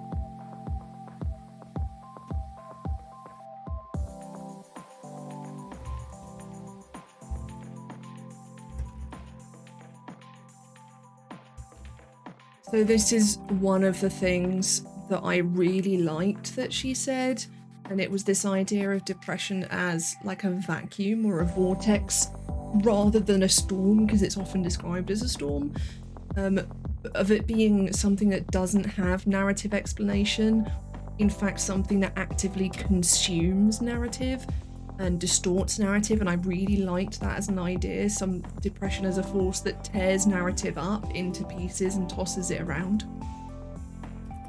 Unfortunately, 3 pages later, she made the thing that made me write the quote down and then write "fuck this especially," so that's coming now. And the quote is...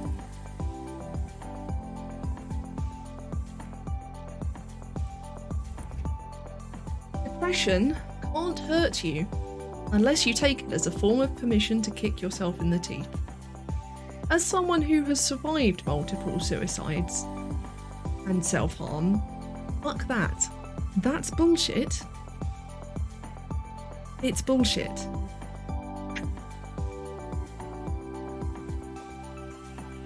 I'm retaining my "fuck this especially" in these typed up notes.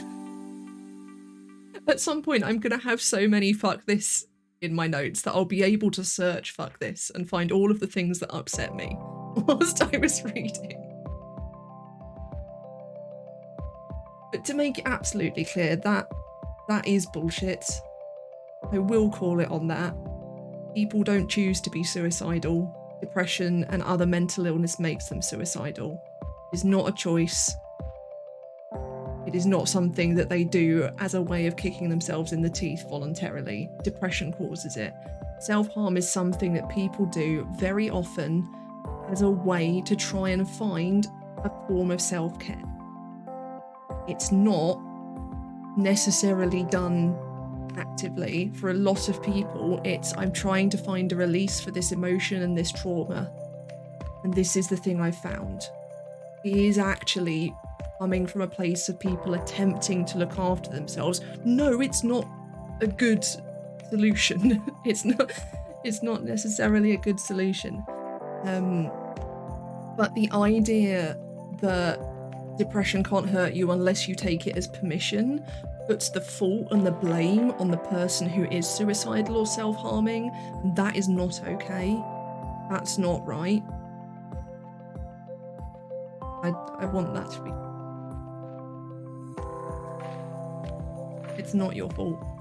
You've experienced either of those things. Fuck that especially.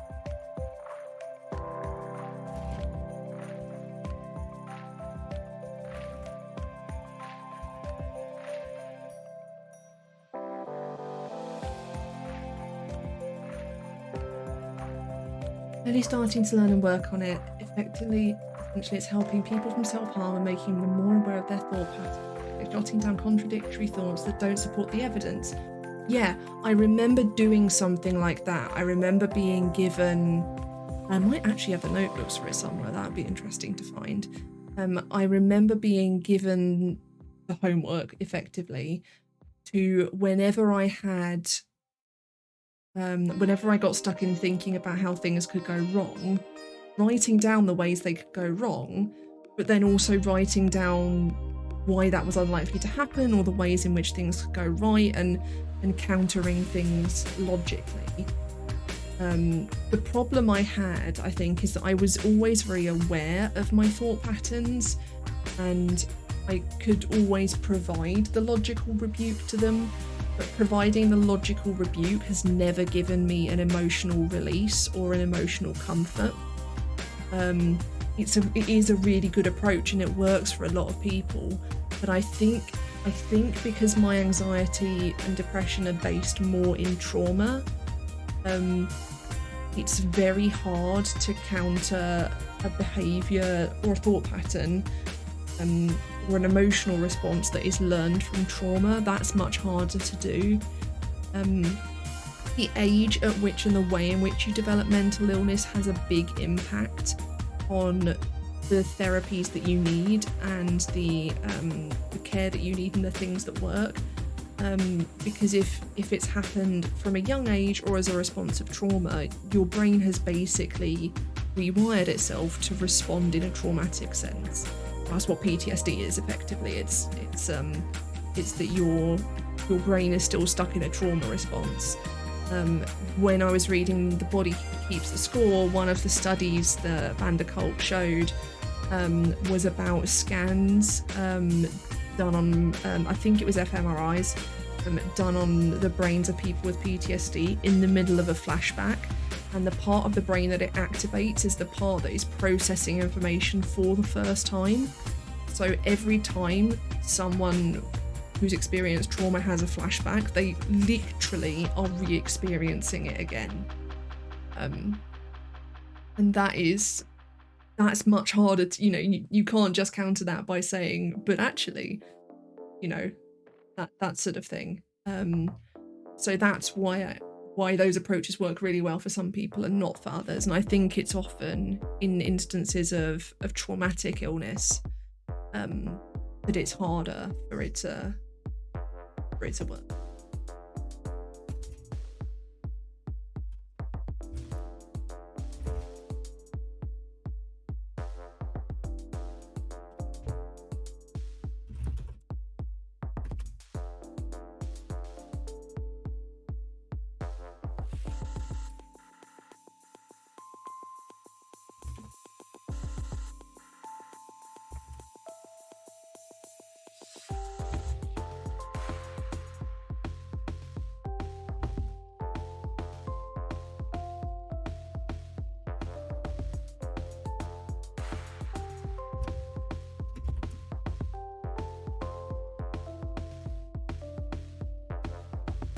Okay, that's done.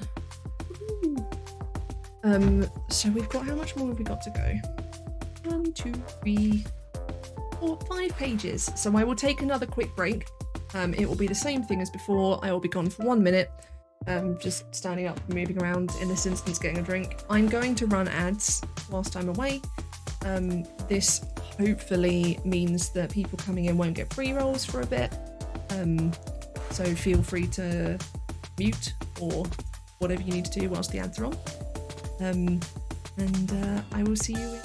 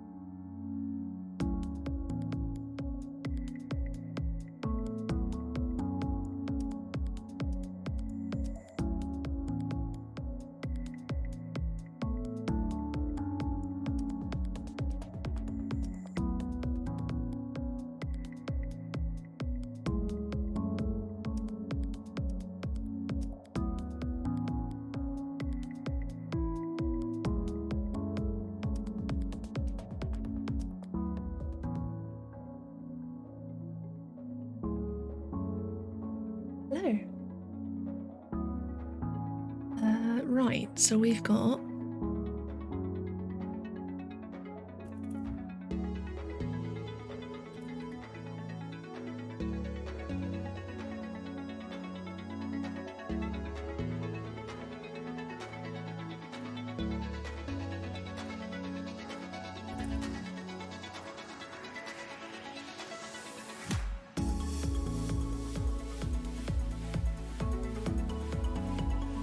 I got these in reverse alphabetical. I got them in reverse alphabetical. Okay.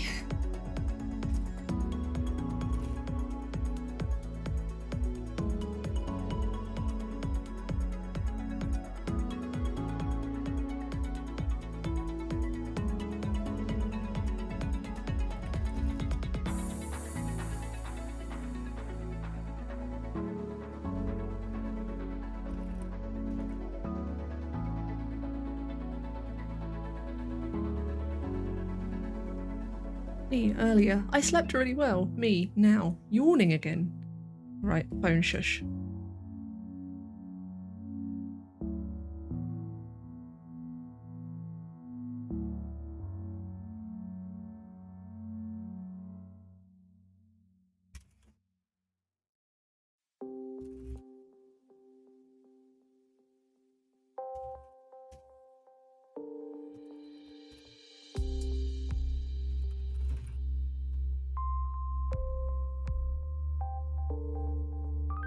Shaky.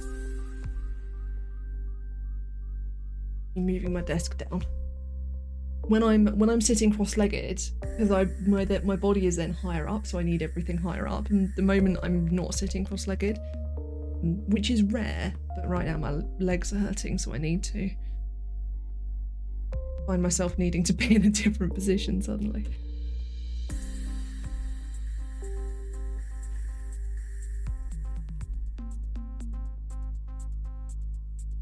Some of the notes that I'm about to write are a little bit violent. This note in particular, actually, I think the rest of it is okay. But it's just this one comment. I won't read it out, but it will be on the screen for a bit.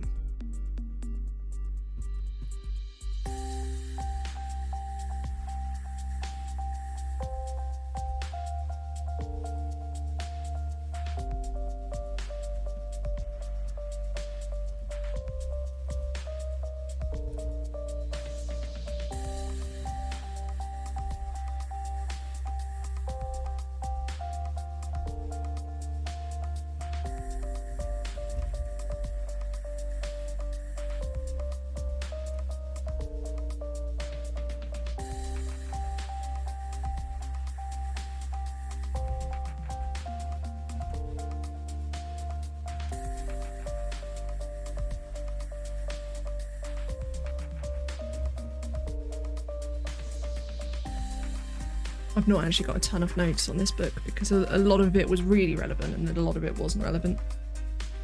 It's very, very juxtaposed.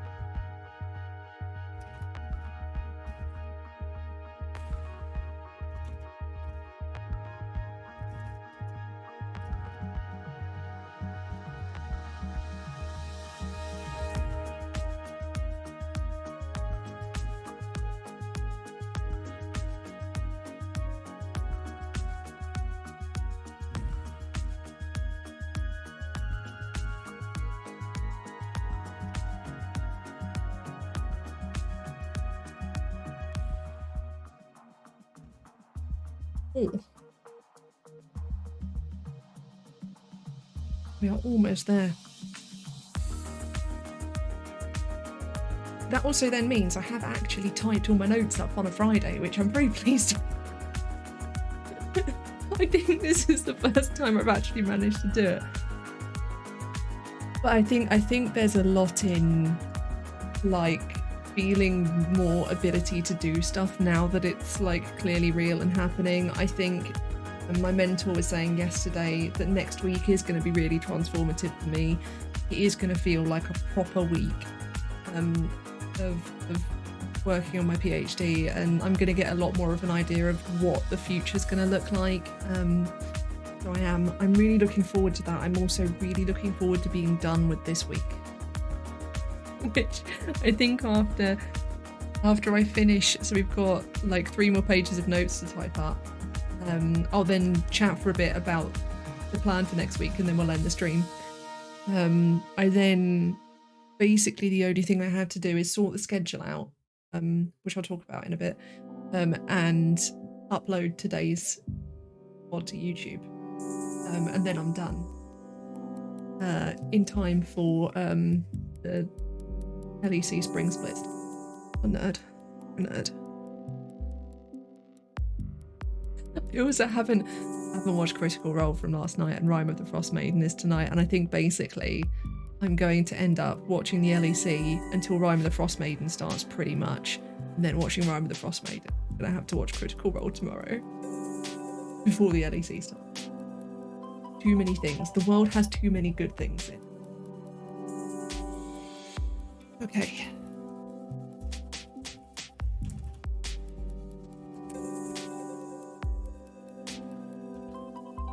I watched Mr. Winner. No, what's that?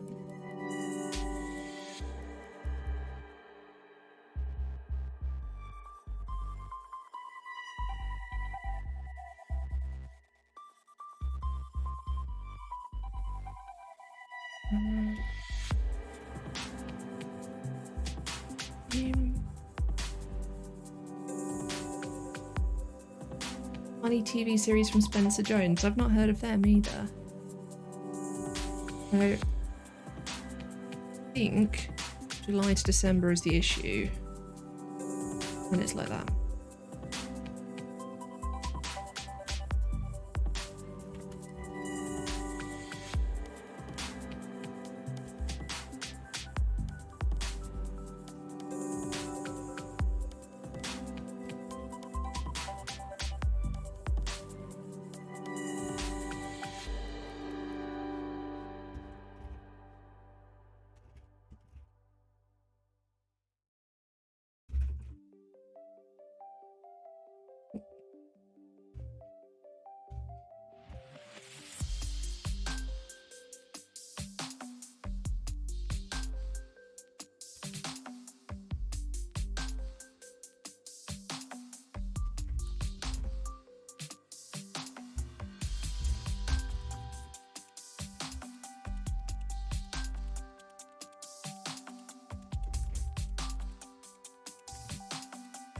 not and co-produced.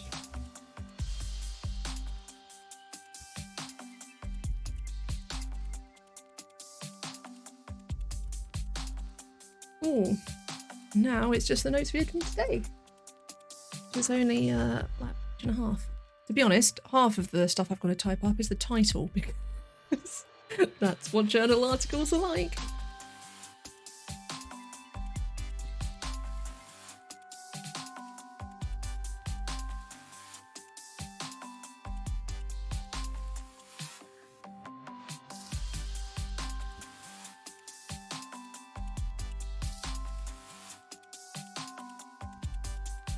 Also, just a reminder whilst I'm using Zotero that if it ever looks like I'm doing something particularly weird, you don't see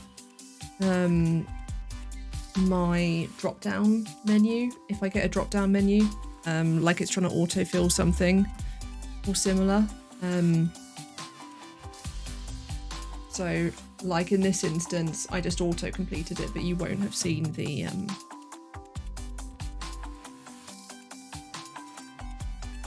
just a weird thing about the way that I'm capturing it.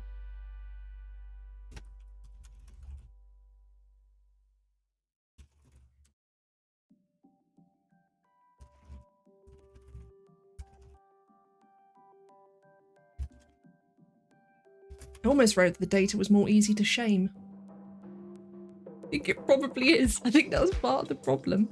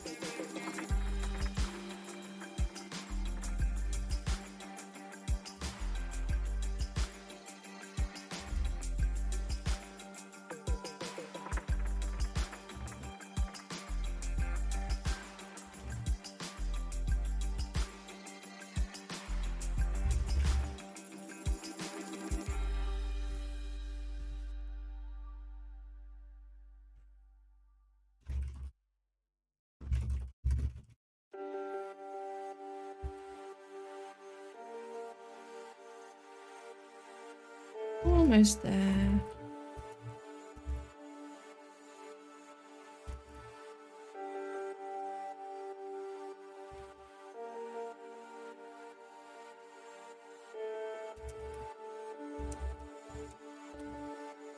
Woo! Done the thing. And tick it off in my notebook. My other notebook. I've got many notebooks. And that is everything I needed to do today. So I was meant to have a workshop this morning as well, but it got moved to Monday. I'll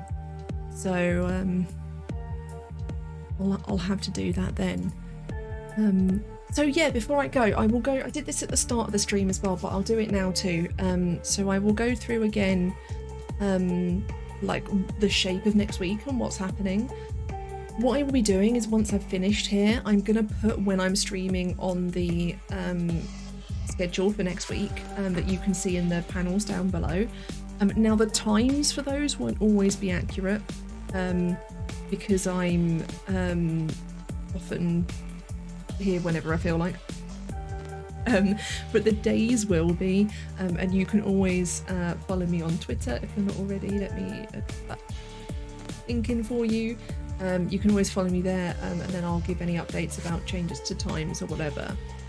So on Monday, I've got the workshop I was meant to have today, which is a recorded workshop, so I can actually watch it anywhere in next week.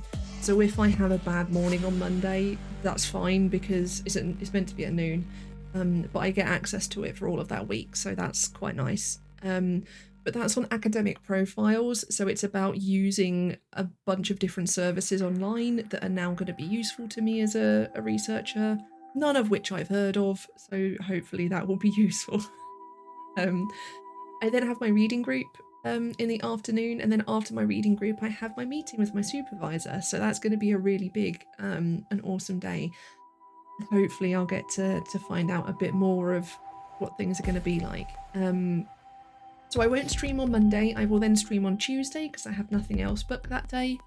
Then on Wednesday morning, I have my mandatory workshop, which is called Kickstart Your PhD, Guidance, Skills and the Researcher Development Assessment, which is basically an intro to PhD. And the Researcher Development Assessment is a thing that I have to do. A lot of these workshops come from the Researcher Development Programme. In my ear. So it will be telling me all about that. I've got different mandatory workshops that I have to do through the years, like there's a year 2 one and then there's a year 3 one as well.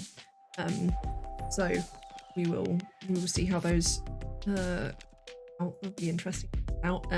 There is then a drop-in for research students directly after. I've got this in my calendar. I don't know if I'm going to go to it because the workshop is interactive, so I'm probably going to be very low on spoons, having had to go into a workshop with strangers at 10 a.m. for 2 hours. So it may be that I don't actually get anything else done on Wednesday. I think that will be okay, because that workshop is such a big thing to have to do. So I won't stream on Wednesday, I will stream on Thursday, so next week my streams will be Tuesday and Thursday. I might do Friday as well, it depends how I'm feeling, but definitely I'll do Tuesday and Thursday, and if I'm going to do Friday as well, you all know.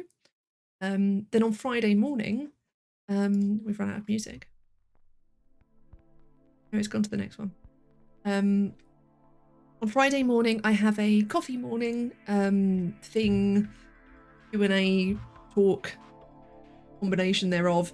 It's part networking, part talking about researching from home and the challenges of it, so I think that's going to be really useful to me because there's all these people that have been doing it already and I'm suddenly facing it, so I think that would be really good. So yeah, that's what next week looks like, and I'll have mentoring on Thursday as well. I haven't let me put that in here now. I can put that in as a recurring. So mentoring is something that I get, it repeats weekly on Thursday. That's what I get from my Disabled Student Award. So Disabled Student Allowance, Disabled Student Award, it's allowance, is sometimes monetary but is most often like equipment or services that you need. So for me, I get 30 hours of mentoring a year. I might also, at the point where I'm going back into campus, might apply for help with taxis for getting to campus if I'm still struggling with walking, because right now I wouldn't physically be able to get myself to campus. It depends a lot on what's happened when I've gone to campus versus if I've tried, because I did learn to drive and take my driving test and fail. I only just failed as well. It was really annoying. My driving instructor, so I was merging, and I was merging fine and had left room, and my driving instructor was like, no, you were fine and you'd left plenty of room, but the examiner was convinced that I hadn't left enough room for the lane to the right of me, and so interfered, and because they interfered, i.e. by braking, it was a major fault and I failed. And then I've not driven since, and that was January 2020. So if I can learn to drive, it will make it much more okay for me to get to university on my own. Obviously, driving will be hard on my body, but it will be a lot less hard on my body than commuting on public transport, because that involves a lot of walking. But this is all very far from now. This is a tangent I don't need to worry about yet. I can't go and do driving lessons now anyway. Let's stop thinking about that. So yeah, that's the plan. That's the plan for next week.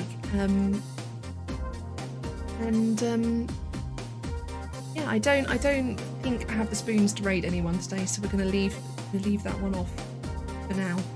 And just end here. But thank you all very much for coming and for being here. Thank you for supporting.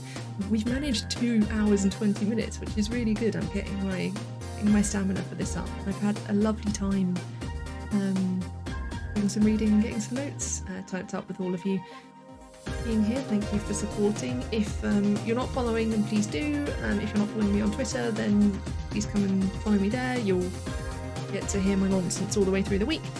And I will see you all on Tuesday. Hope you have a lovely rest of your week. Thank you all very much for coming. See you then.